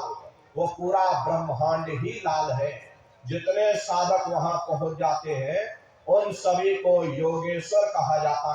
जैसे व्यास जी हुए, वशिष्ठ जी हुए, वाल्मीकि जी हुए, इन सब की पहुंच वहीं तक थी। इसीलिए कहा गया कि वाल्मीकि भय ब्रह्म समाना। जब इनकी जीवात्मा वहां पहुंची और जब इन्होंने ब्रह्म का दर्शन किया तो इनका स्वरूप भी ब्रह्म के समान यानी कि ब्रह्म स्वरूप हो गया। तो जितने साधक वहां पहुंच जाते हैं उन सभी को योगेश्वर कहा जाता है। योगेश्वर भगवान श्री कृष्ण उसी देश में वास करते हैं। ये जो ब्रह्म देश है वो श्री कृष्ण भगवान का ही देश है और श्री कृष्ण भगवान वहीं पर रहते हैं। ये बाहर की जन्माष्टमी नहीं है जो आप लोग मनाते हो। अरे महात्माओं ने कहा था भाई सही मायने में तुम जन्माष्टमी कब मनाओगे? जब तुम्हारी ये जीवात्मा 5 तत्व जल, पृथ्वी, अग्नि, वायु, आकाश और 3 गुण रजोगुण, तमोगुण, सतोगुण, 5 तत्व और 3 गुणों से परे होकर के ब्रह्म देश में पहुंच करके जब कृष्ण भगवान का दर्शन कर लोगे, तब सही मायने में जन्म अष्टमी मनाई जाएगी। वहां कृष्ण भगवान का दर्शन करने के बाद फिर तुम्हारी ये जीवात्मा तीसरे मंडल के शब्द को पकड़ करके तीसरे मंडल की चढ़ाई करती है। आगे पहुंची सुन झंकार, ररंकार ध्वनि सुनी पुकार, आगे श्वेत शून्य है भाई और मान सरोवर पैठ नहाई। उसी के ऊपर तीसरा देश आता, जैसे महात्माओं ने शून्य देश कहा, उसी को रारंग देश कहा जाता, उसी को अक्षर और नेति कहा जाता। वहां के जो मालिक है वो रारंग पुरुष यानी कि पार ब्रह्म पुरुष है। वहां किंगरी और सारंगी 2 धुनें उस लोक में गूंजती रहती और पार ब्रह्म पुरुष का जो स्वरूप है वो पूर्णमासी के चंद्रमा के समान बड़ा ही मनमोहक स्वरूप है। इसी स्थान पर प्रेमी भाई बहनों एक बहुत बड़ा अमृत का सरोवर बना, जिसे महात्माओं ने मान सरोवर कहा। जब तुम्हारी ये जीवात्मा उस मान सरोवर में स्नान कर लेगी तो जन्म जन्मांतरों के मैले पाप कर्म साफ हो जाएंगे। अरे यहाँ के पानी से तुम्हारे कर्मों की सफाई नहीं होने वाली। ये बाहर का पानी तुम्हारे शरीर के मैल को धो सकता है, लेकिन जो पापों का मैल है, जो अंतःकरण में गंदगी जमा, वो जब साफ होगी जब आप तीसरे मंडल पर पहुंच करके उस गंगा में डुबकी लगाओगे। उसमें स्नान करने के बाद ये जीवात्मा हंस रूप हो जाती है। हंसन मिले हंसा हो जाई, मिले जो अमी हारा है। जीवात्मा का खुद का प्रकाश उस अमृत के सरोवर में स्नान करने के बाद 16 सूर्य के बराबर हो जाता। तो फिर यही जीवात्मा चौथे मंडल के शब्द को पकड़ करके चौथे मंडल की चढ़ाई करती है। 2 पर्वत के संग निहारो, भंवर गुफाते संत पुकारो। 2 पर्वतों को पार करने के बाद वो बड़ा सुंदर देश आता, जिसे महात्माओं ने भंवर गुफा कहा। वहां के जो मालिक है वो सोहन पुरुष है। वहां बंसी यानी मुरली की मधुर ध्वनियां सदा उस लोक में उच्चारण होती रहती। और सोहन पुरुष का जो स्वरूप है वो दोपहर के सूर्य के समान महाप्रकाशवान स्वरूप है। स्वरूप में अंतर है। पहले स्थान पर निरंजन भगवान का जो स्वरूप है वो ज्योतिष स्वरूप है। दूसरे स्थान पर ब्रह्म का जो स्वरूप है वो सुबह के लाल सूर्य के समान है। तीसरे स्थान पर पार ब्रह्म का जो स्वरूप है वो पूर्णमासी के चंद्रमा के समान है। चौथे स्थान पर सोहम पुरुष का जो स्वरूप है वो दोपहर के सूर्य के समान महाप्रकाशवान स्वरूप है। वहां के धनी का दर्शन करने के बाद ताके परे धाम सतनामा, बीन बजे सतलोक ठिकाना। सोहम देश के ऊपर वो 5वां देश आता है, जिसे महात्माओं ने सचखंड देश कहा। वो सचखंड देश अजर अमर अविनाशी सदा एक रस रहने वाला देश है। वहां न काल है, न कर्म है, न दुख है, न संताप है, न पुण्य है, न पाप है। जो जीवात्माएं वहां पहुंच जाती हमेशा के लिए जन्म मरण के बंधनों से आजाद हो जाती। वहां के जो मालिक है वो सत्पुरुष भगवान है, जिनके रोम रोम में खरबों खरब सूरज चांद सितारे प्रकाशवान। वही हमारे आपके सच्चे मालिक है, वही हमारे आपके सच्चे पिता हैं। हमको आपको वहीं से नीचे उतारा गया, फिर शब्द को पकड़ करके शब्द शब्द पौड़ी पर चढ़कर और पहुंचो सचखंड सतना। शब्द की सीढ़ी हर मंजिल पर लगा रखी। आपने भजन किया, घंटे सब की आवाज को पकड़ा तो आप पहले मंडल पर चढ़ जाओगे। वहीं पर आपको दूसरे मंडल का शब्द सुनाई पड़ेगा, उसे आप पकड़ लोगे तो आप दूसरे मंडल पर चढ़ जाओगे। ऐसे ही शब्द दर शब्द, मंजिल दर मंजिल ये जीवात्मा अपने देश सचखंड में पहुंच जाती। तो शब्द कब पकड़ में आएगा? जब आप भजन करोगे। और भजन कैसे किया जाएगा? एक बार फिर से आप लोग समझ लीजिए। ये आंख और कान को बंद करिएगा, लेकिन मन को रोकिएगा। ऐसे समय पर तुम्हारा ये मन जरूर भागेगा। अभी आप सत्संग में बैठे हो, शरीर तुम्हारा यहाँ बैठा, लेकिन मन सारी दुनिया में भ्रमण कर रहा। अब किसी को पानी पीने जाना है, मन पानी पीने पहुंच गया। कोई बाल बच्चों को घर में छोड़कर आया, मन बाल बच्चों में पहुंच गया।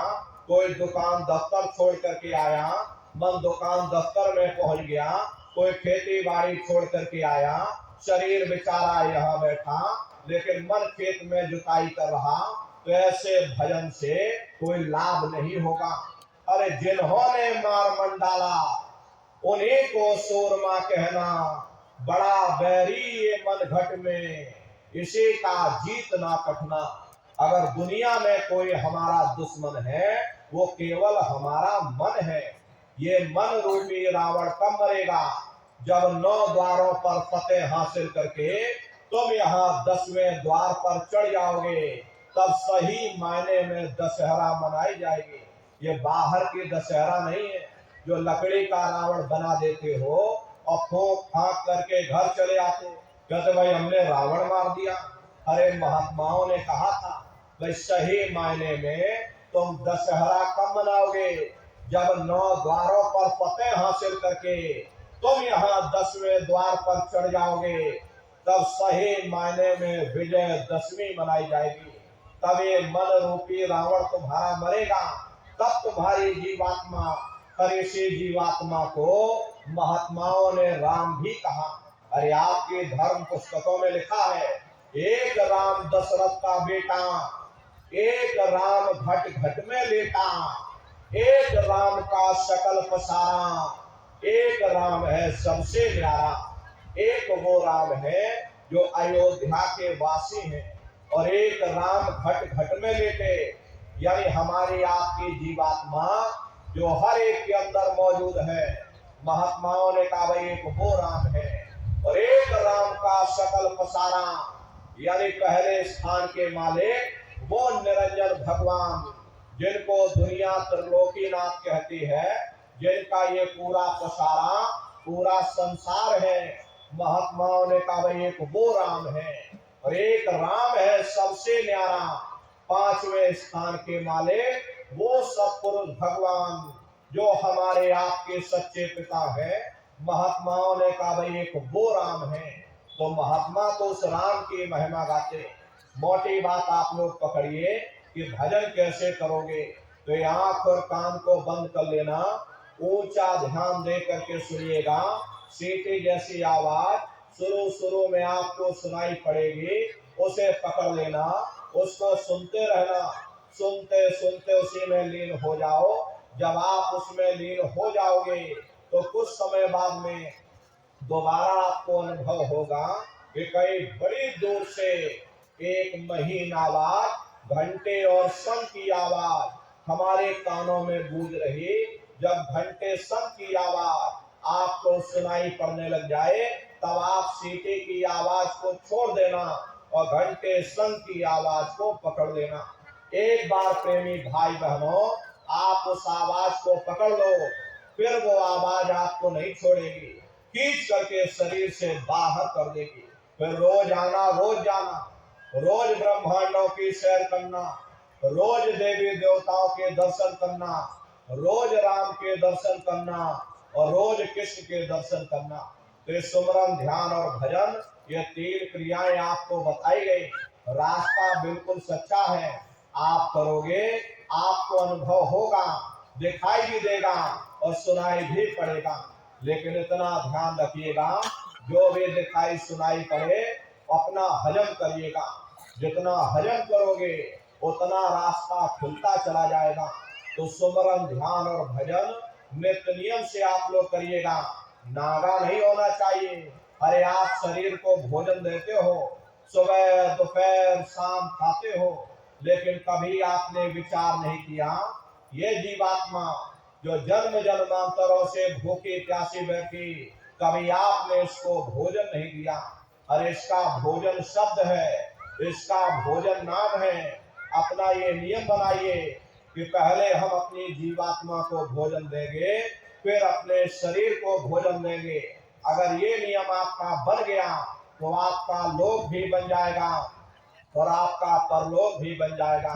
अरे प्रेमी भाई बहनों, मालिक को पाने के लिए तुम्हें घर बार छोड़ने की जरूरत नहीं है, तुम्हें समाज छोड़ने की जरूरत नहीं है, तुम्हें जात और बिरादरी बदलने की जरूरत नहीं है।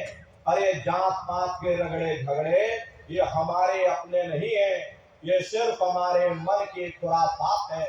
आप सभी लोग बुद्धिमान हो, अपनी अपनी बुद्धि से आप सभी लोग विचार करिएगा। जब गुरु नानक साहब नहीं आए थे तब कोई सिख नहीं था, जब मोहम्मद साहब नहीं आए थे तब कोई मुसलमान नहीं था, जब ईसा मसीह साहब नहीं आए थे तब कोई ईसाई नहीं था। और पीछे लौटते चले जाओ तो केवल मनुष्य ही मनुष्य रह जाते। ये रगड़े झगड़े किसने पैदा किए? ये हमने आपने पैदा किए। अरे कोई भी महात्मा यहाँ पर आकर के ना कोई कौम बनाने आता है, ना कोई मजहब चलाने आते हैं, और ना ही आप हमारे हाथों में ये डंडे और तलवारें देने के लिए आते।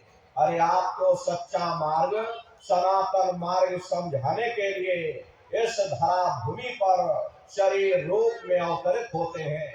इसीलिए महात्मा कहते हैं कि वह जाति पाति पूछे नहीं कोई, हरि का भजे सो हरि का हुई।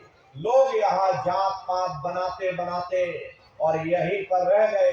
लेकिन नारियों, जब तुम्हारी ये जीवात्मा इस मनुष्य रूपी चोले को छोड़ करके ऊपर धर्मराज की कचहरी में पहुंचेगी, वहां न तुमसे ये पूछा जाएगा कि तुम किस जाति के हो, तुम किस कौम के हो, तुम किस मजहब के हो, तुम हिंदू हो या मुसलमान हो, तुम हिंदुस्तान से आए हो या तुम पाकिस्तान से आए हो। अरे वहां तुम्हारे कर्म देखे जाएंगे, भक्ति भाव देखा जाएगा, मालिक से मिलने का प्रेम और प्यार देखा जाएगा।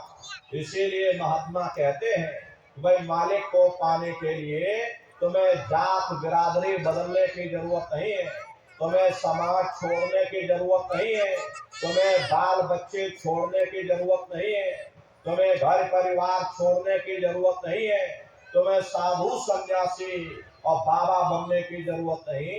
अरे भाई तुम अपने अपने घर परिवार में रहो, अपने अपने बाल बच्चों के साथ रहो, अपने अपने समाज में रहो, समाज की रीत के अनुसार रहो, मेहनत और ईमानदारी से काम करो और 24 घंटे में घंटा 2 घंटा अपनी जीवात्मा के कल्याण के लिए सुरत शब्द नाम की कमाई यानी कि सुमरन ध्यान और भजन करिएगा।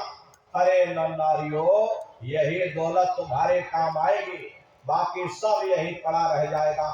सुई की एक नोक भी तुम्हारे साथ में जाने वाली नहीं है।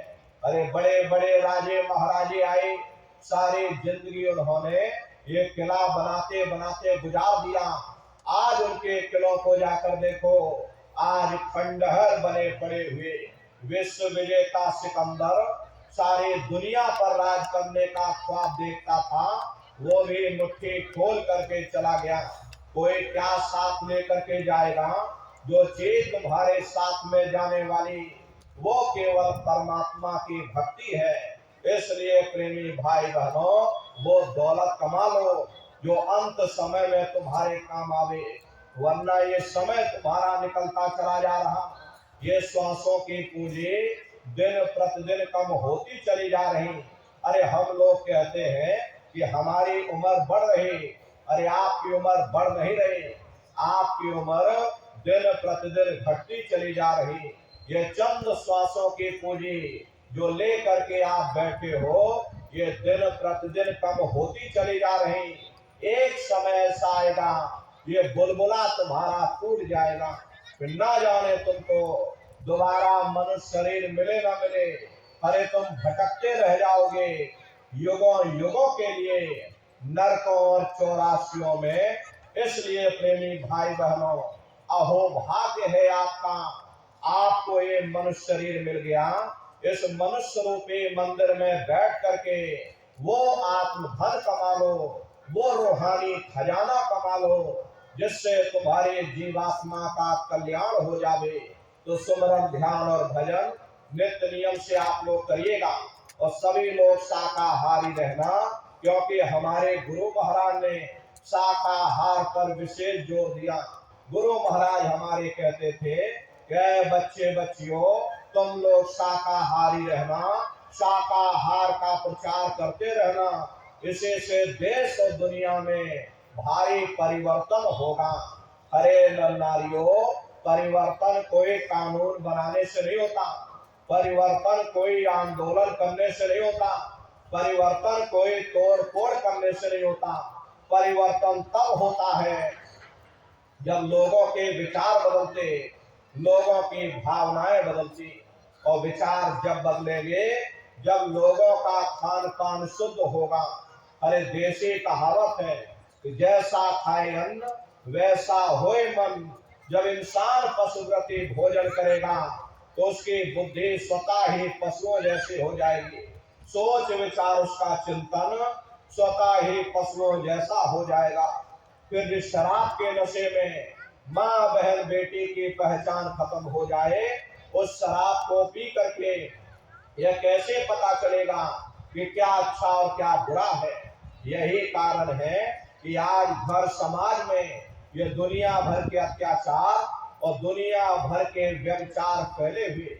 अरे हम लोग मंदिर बनवाते हैं, उन मंदिरों में नहा धो करके जाते, कहते भाई परमात्मा के रहने की जगह है, हमको नहा धो करके जाना चाहिए, फूल अगरबत्ती ले जाना चाहिए। कोई उन मंदिरों में कूड़ा कचरा नहीं डालता। अगर कूड़ा कचरा डालोगे तो आपस में लाठियां चल जाएंगी। फिर ये जो हरि मंदिर है, ये पंच भौतिक शरीर जिसे महात्माओं ने हरि मंदिर कहा, अरे इसमें तुम हाड़ मांस के लोथड़े डालते हो, इसमें तुम शराब के कतरे डालते हो, अपने बनाए हुए ईट गारे के मंदिर की कदर करोगे और परमात्मा के बनाए हुए इस हरि मंदिर को तुमने जीते जी कब्रिस्तान बना दिया तो सख्त सजा मिलेगी। हरे महात्माओं ने लिखा है कि तिल भर मच्छी खाई के कोट गौ दे दान, काशी करवट जा मरे निश्चय नरक निदान। यदि तिल भर भी मच्छी खा करके फिर चाहे कोटान कोट गौओं का दान करो और काशी में जा करके मत्था रगड़ते रगड़ते अपनी पूरी जिंदगी वहां पर गुजार दो, फिर भी तुमको तुम्हारे गुनाहों की सजा मिलेगी, कोई बच नहीं सकता। क्योंकि ये कर्म भूमि है, यहाँ तुम जैसा कर्म करोगे वैसा ही फल तुमको मिलेगा। देखिए इस कर्म भूमि पर कृष्ण भगवान तक नहीं बच पाए, उस समय बाली को छिप करके बाण मारा, वही बाली कृष्ण अवतार में बहेलिया बन करके आ गया। कृष्ण भगवान के पैरों में पद्म चमकता था, हिरण की आंख समझ करके और बहेलिये ने निशाना मार दिया, और जब पास में आकर के देखा कृष्ण भगवान थे, अफसोस करने लगे। लेकिन कृष्ण भगवान ने उसको समझाया कि भाई इसमें तुम्हारा कोई दोष नहीं, उस समय हमने तुमको मारा, आज तुमने हमको मार दिया, हमारा तुम्हारा अदला बदला पूरा हो गया। कर्म प्रधान विश्व रच राखा, जो जस करे सो तस फल चाखा। ये कर्मों का ऐसा देश है, यहाँ तुम जैसे बीज बोगे वैसे ही फसल काटोगे। यदि हम अपनी जिह्वा के लिए बेजुबान जानवरों की गर्दन पर छुरियां चलाएंगे तो कर्मों का भोग देना पड़ेगा। एक दिन ऐसा आएगा तुम उस योनि में चले जाओगे, उनको मनुष्य शरीर मिलेगा, वो तुमको धर करके काटेंगे, क्योंकि ये कर्मों का लेना देना है। जब कृष्ण भगवान नहीं बच पाए, साधारण इंसान की क्या हस्ती और शक्ति है। इसलिए प्रेमी भाई बहनों, आपसे हमारी प्रार्थना है कि आप सभी लोग शाकाहारी रहिएगा। कोई ऐसा नशा मत करना जिससे बुद्धि तुम्हारी पागल हो जाए, घर में माँ बहन बेटी की पहचान खो दो। अरे तरह तरह की बीमारियां जो आज के समय में आ रही, इसका मुख्य कारण एक ही है कि लोगों का खान पान खराब हो चुका। अरे प्रेमी भाई बहनों, अपनी बुद्धि से विचार करिएगा। इंसानों के खून में जब जानवरों का खून मिल जाएगा, इंसानों के अंदर जब जानवरों के कीटाणु पहुंच जाएंगे, तो न जानवरों की दवा काम में आएगी और न इंसानों की दवा काम में आएगी। परिणाम क्या होगा? ऐसी महामारियां फैलेंगी।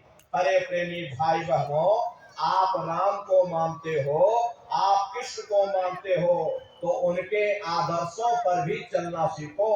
राम ने कभी नहीं कहा कि तुम मांस खाओ, शराब कभी नहीं पी। अरे प्रेमी भाई बहनों, चाहे राम हुए, चाहे कृष्ण हुए, चाहे अन्य देवी देवता हुए, चाहे अन्य संत महात्मा हुए, सभी महात्मा यही कह करके गए कि अहिंसा परमो धर्मा। अगर हमने किसी को बनाया नहीं तो मिटाने का अधिकार हमारे पास नहीं है। इसलिए प्रेमी भाई बहनों, आपसे हमारी प्रार्थना है कि आप सभी लोग, अरे आप इंसान हो, इंसान का काम है दया करने का। अरे आप जीवों पर दया करो। इतना ध्यान रखो कि अगर हमने किसी को बनाया नहीं तो हम आप मिटाने वाले कौन हो सकते। इसलिए प्रेमी भाई बहनों, आप जीवों पर दया करो। दया धर्म का मूल है। इसलिए प्रेमी भाई बहनों, आपसे हमारी यही प्रार्थना है कि आप सभी लोग शाकाहारी रहिएगा। देखिए, हमारे गुरु महाराज परम संत बाबा जय गुरुदेव जी महाराज ने एक अच्छे समाज के निर्माण के लिए, चरित्रोत्थान के लिए, लोगों को शाकाहारी और सदाचारी बनाने के लिए 116 वर्ष की आयु तक अथक मेहनत और परिश्रम किया। हमारे गुरु महाराज ने अपने गुरु की याद में मथुरा आश्रम पर इतना विशाल मंदिर बनवाया। गुरु महाराज हमारे कहते थे कि बच्चा, मंदिर का वो देवता वहां पर बैठ करके बरकत बांट रहा। अरे आप लोग आइए, वहां कोई रुपया पैसा नहीं चढ़ाया जाता, कोई चंदा चुटकी नहीं। अरे आप लोग आए, मंदिर के देवता के सामने अपनी एक बुराई को चढ़ा दीजिए। वहां पर बुराई चढ़ाई जाती है कि हम आज से मांस मछली नहीं खाएंगे, हम आज से अंडा शराब का सेवन नहीं करेंगे, हम आज से झूठ नहीं बोलेंगे, हम आज से किसी को धोखा नहीं देंगे। अरे प्रेमी भाई बहनों, आप अपनी एक बुराई चढ़ा देना, आपकी एक मनोकामना पूरी होगी। ऐसा वरदानी मंदिर गुरु महाराज ने अपने गुरु की याद में मथुरा आश्रम पर बनवाया। तो प्रेमी भाई बहनों, आप लोग मथुरा दरबार में पधारिएगा, अपने गुनाहों की गठरी वहां पर चढ़ा देना। अरे आपको दया दुआ बरकत मिल जाएगी। प्रेमी भाई बहनों, देखिए, अभी होली का कार्यक्रम 7, 8, 9 मार्च 3 दिवसीय होली का कार्यक्रम मथुरा दरबार में होगा। देश के कोने कोने से दसियों लाख की संख्या में सत्संगी प्रेमी भाई बहन मथुरा दरबार में पधारते हैं। आप लोग भी पधारिएगा। अरे आपके रहने ठहरने की व्यवस्था वहां पर की जाती है। अलग अलग जिलों के टेंट राउटी डेरे लगाए जाते, अलग अलग जिलों के भंडारे चलाए जाते, हजारों हजार की संख्या में वहां पर भंडारे बराबर चलते रहते हैं। प्रेमी भाई बहनों, अपना बहुत बड़ा आश्रम है, करीब करीब 10 किलोमीटर के व्यास में अपना ये आश्रम बना हुआ, वहीं पर ये कार्यक्रम होता है। अपने आश्रम पर गुरु महाराज की बहुत बड़ी गौशाला भी है। गुरु महाराज के पास में कुल 2 गाय थी।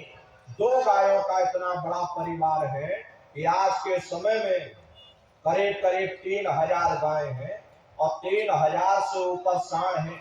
गौशाला अलग बना रखी और नंदीशाला अलग बना रखी। किसी को बाहर नहीं भेजा जाता, क्योंकि गुरु महाराज कह करके गए थे कि बच्चा, इनको यही रखना, यही सेवा पानी करना, अगर बाहर भेज दोगे लोग मार देंगे, काट देंगे। इसीलिए चाहे गाय हो या चाहे बैल हो, किसी को बाहर नहीं भेजा जाता। गौशाला अलग बना रखी जिसमें गाय ही गाय रहती है, और नंदीशाला अलग बना दी है जिसमें सांड ही सांड रहते। उसी के बगल में अपना एक बहुत बड़ा अस्पताल है, वही बगल में अपना विद्यालय है जिसमें करीब 2,500 से 3,000 बच्चे निःशुल्क विद्यार्जन करते हैं। वो गुरु महाराज की कर्म भूमि है, और गुरु महाराज की जन्मभूमि जिला इटावा ग्राम खितौरा में है। जैसा भव्य मंदिर मथुरा दरबार में बना हुआ, उसी तरह से भव्य मंदिर गुरु महाराज की जन्मभूमि पर बन करके तैयार हो चुका। ये जो आप पोस्टर देख रहे हैं, ये गुरु महाराज की जन्मभूमि का मंदिर है।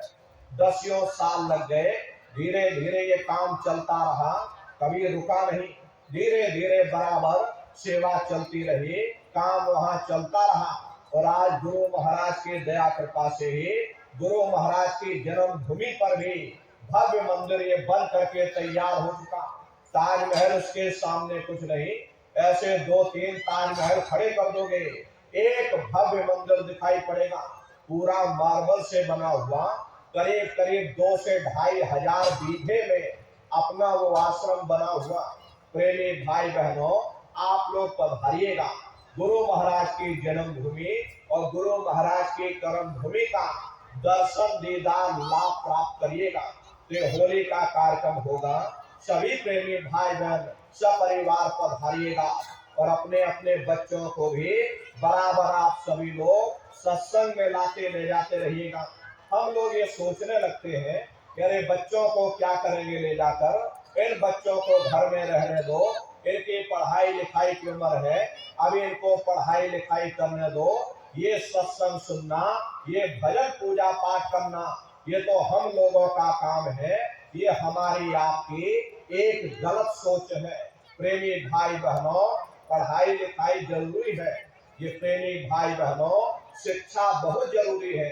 हमको भी गुरु महाराज ने पढ़ाया लिखाया, हम भी पहले 10वीं किए, 10वीं के बाद फिर हमने 12वीं की, 12वीं के बाद फिर हमने बीए किया, बीए करने के बाद एलएलबी किया, एलएलबी करके वकील बने। तो गुरु महाराज ने, कहने का मतलब ये है कि मालिक ने हमको भी पढ़ाया लिखाया। लेकिन प्रेमी भाई बहनों, पढ़ाई लिखाई के साथ साथ अच्छे संस्कार भी जरूरी है, और संस्कार कोई एमए बीए की डिग्री करने से नहीं पढ़ते, संस्कार कोई डिप्लोमा करने से नहीं पढ़ते। अगर एमए बीए की डिग्री करने से बच्चों के अंदर संस्कार पड़ जाते तो हिंदुस्तान में इतने वृद्धाश्रम न खोले गए होते। अरे संस्कार पढ़ेंगे महात्माओं के वचनों से, संस्कार पढ़ेंगे सत्संग के माध्यम से। ये बच्चे देश के भविष्य हैं, इनके अंदर अच्छे संस्कार डालना ये समय की बहुत बड़ी मांग है। आज के समय में संस्कारों की कमी देखी जा रही, वरना पहले के समय में अकेले माँ बाप अपने 4-4 बच्चों को पाल लेते थे, लेकिन आज के समय में वही 4-4 बच्चे अपने माँ बाप को खिला नहीं पा रहे। शादी हो जाती है, कहते भाई 10 दिन तुम हमारे घर में छोड़ दो, और फिर 10 दिन तुम अपने घर में ले जाना। अरे प्रेमी भाई बहनों, ये संस्कारों की बहुत बड़ी कमी है। ये बच्चे आपकी धरोहर है, ये आपकी जड़ है। अपनी धरोहर को संभाल करके रखिएगा, इनको आप बचपन से तैयार करिए, इनको अच्छे संस्कार दीजिए, इनको अच्छी शिक्षा दीजिए। खुद भी भजन करो, बच्चों को भी भजन ध्यान सुमरन पर बैठाओ, खुद भी शाकाहारी रहो, बच्चों को भी शाकाहारी बनाओ। अब आप खुद शराब पीकर घर में आओगे, बच्चे तुम्हें देख देख करके शराब पीने लग जाएंगे, और तुम उनको रोकोगे टोकोगे, वही बच्चे आपको जवाब दे देंगे कि जब तुम पीते हो तो हम क्यों ना पिए। अरे प्रेमी भाई बहनों, बहुत से लोगों को हमने देखा, घर उजड़ते देखा है, वही बच्चे शराब पी करके अपनी जमीन जायदाद बेच लिए, घर मकान बेच लिए। बड़े बड़े धनी मानी लोग आज कंगाल हो गए। प्रेमी भाई बहनों, इसलिए हमारी प्रार्थना है कि पहले खुद सुधरो, बच्चों को भी सुधारो, उनके अंदर भी अच्छे संस्कार दो, बच्चे भी तुम्हारे इन व्यसनों से दूर रहे, ये भी शाकाहारी रहे, इनको सत्संग में लाते ले जाते रहो, इनको भजन ध्यान सुमरन पर बैठाते रहो, इन बच्चों के अंदर अच्छे संस्कार पड़ जाएंगे। यही बच्चे बड़े होकर के माँ बाप का नाम रोशन करेंगे, घर और समाज का नाम रोशन करेंगे। इसलिए प्रेमी भाई बहनों, अपने अपने बच्चों के साथ, इष्ट मिष्ट परिवार वालों के साथ आप सभी प्रेमी भाई बहन होली के कार्यक्रम में सपरिवार सादर आमंत्रित है। आप लोग पधारिएगा, भजन ध्यान सुमरन बराबर आप लोग करते रहना। इतना जान लीजिए प्रेमी भाई बहनों, भजन ध्यान सुमरन बराबर आप सभी लोग बराबर करते रहिएगा। देखिए आपका आश्रम है, यहाँ पर प्रेमी भाई बहनों साप्ताहिक सत्संग आप लोग इसकी शुरुआत करिएगा। हर सप्ताह में सत्संग होने लग जाएगा, सभी लोग इकट्ठे होकर के सुमरन ध्यान भजन करने लग जाएंगे, एक जगह पर सत्संग मिल जाएगा। तो इस आश्रम पर भी साप्ताहिक सत्संग आप लोग चालू करिएगा और नित्य नियम से भजन ध्यान सुमरन करते रहना। इतना समझ लीजिए कि रास्ता बिल्कुल सच्चा है, आप करोगे तो आपको अनुभव होगा, दिखाई भी देगा, सुनाई भी पड़ेगा, अरे आपका लोक भी बन जाएगा और आपका परलोक भी बन जाएगा। इसी के साथ अब हम अपनी वाणी को विराम देते हैं। आप लोगों ने अपना कीमती समय हमको दिया, इसके लिए आप सभी प्रेमी भाई बहनों को बहुत बहुत साधुवाद है। कहने सुनने में यदि हमसे कोई गलती हुई हो तो प्रेमी भाई बहनों, हम तो छोटे हैं, आप सभी लोग हमारी माताएं बहनें बूढ़े बुजुर्ग हमको छोटा समझ करके आप सभी प्रेमी भाई बहन हमको क्षमा करेंगे। मालिक के पावन नाम का सभी प्रेमी भाई बहन एक बार फिर से उच्चारण करिएगा, बोलो जय गुरुदेव। सभी लोग खड़े हो जाइए, सभी लोग खड़े हो जाओ। देखो प्रेमी भाई बहनों, अभी हम नीचे उतर जाएंगे, बारी बारी से आप लोगों से मिल भी लेंगे, लेकिन आप लोग कोई धक्का मुक्की या जल्दबाजी बिल्कुल मत करिएगा, आराम आराम से आइएगा। सबसे पहले माताएं बहनें आएंगी, उसके बाद भाई लोग आएंगे, लेकिन माताओं बहनों अपने सिर को बिल्कुल ढक करके आइएगा। फिर उसके बाद भाई लोग आएंगे, बगल में गुरु महाराज की गाड़ी है, चरण पादुका है, दर्शन करते हुए और सत्संग का प्रसाद ले करके तब आप लोग अपने अपने घरों की तरफ पधारिएगा। मालिक के पावन नाम का सभी प्रेमी भाई बहन एक बार फिर से उच्चारण करिए, बोलो जय गुरुदेव। जगदेव जी महाराज का कहना है,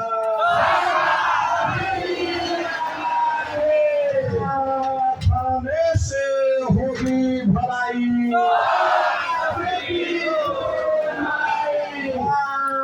खाने से हुए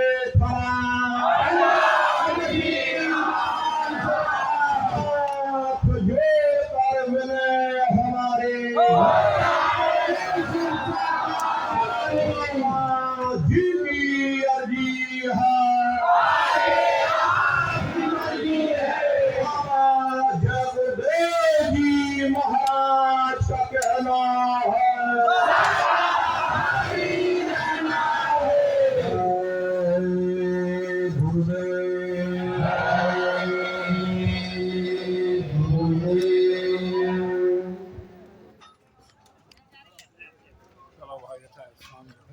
जय गुरुदेव। प्रेमी भाई बहनों, अब पूज्य महाराज जी आप सबसे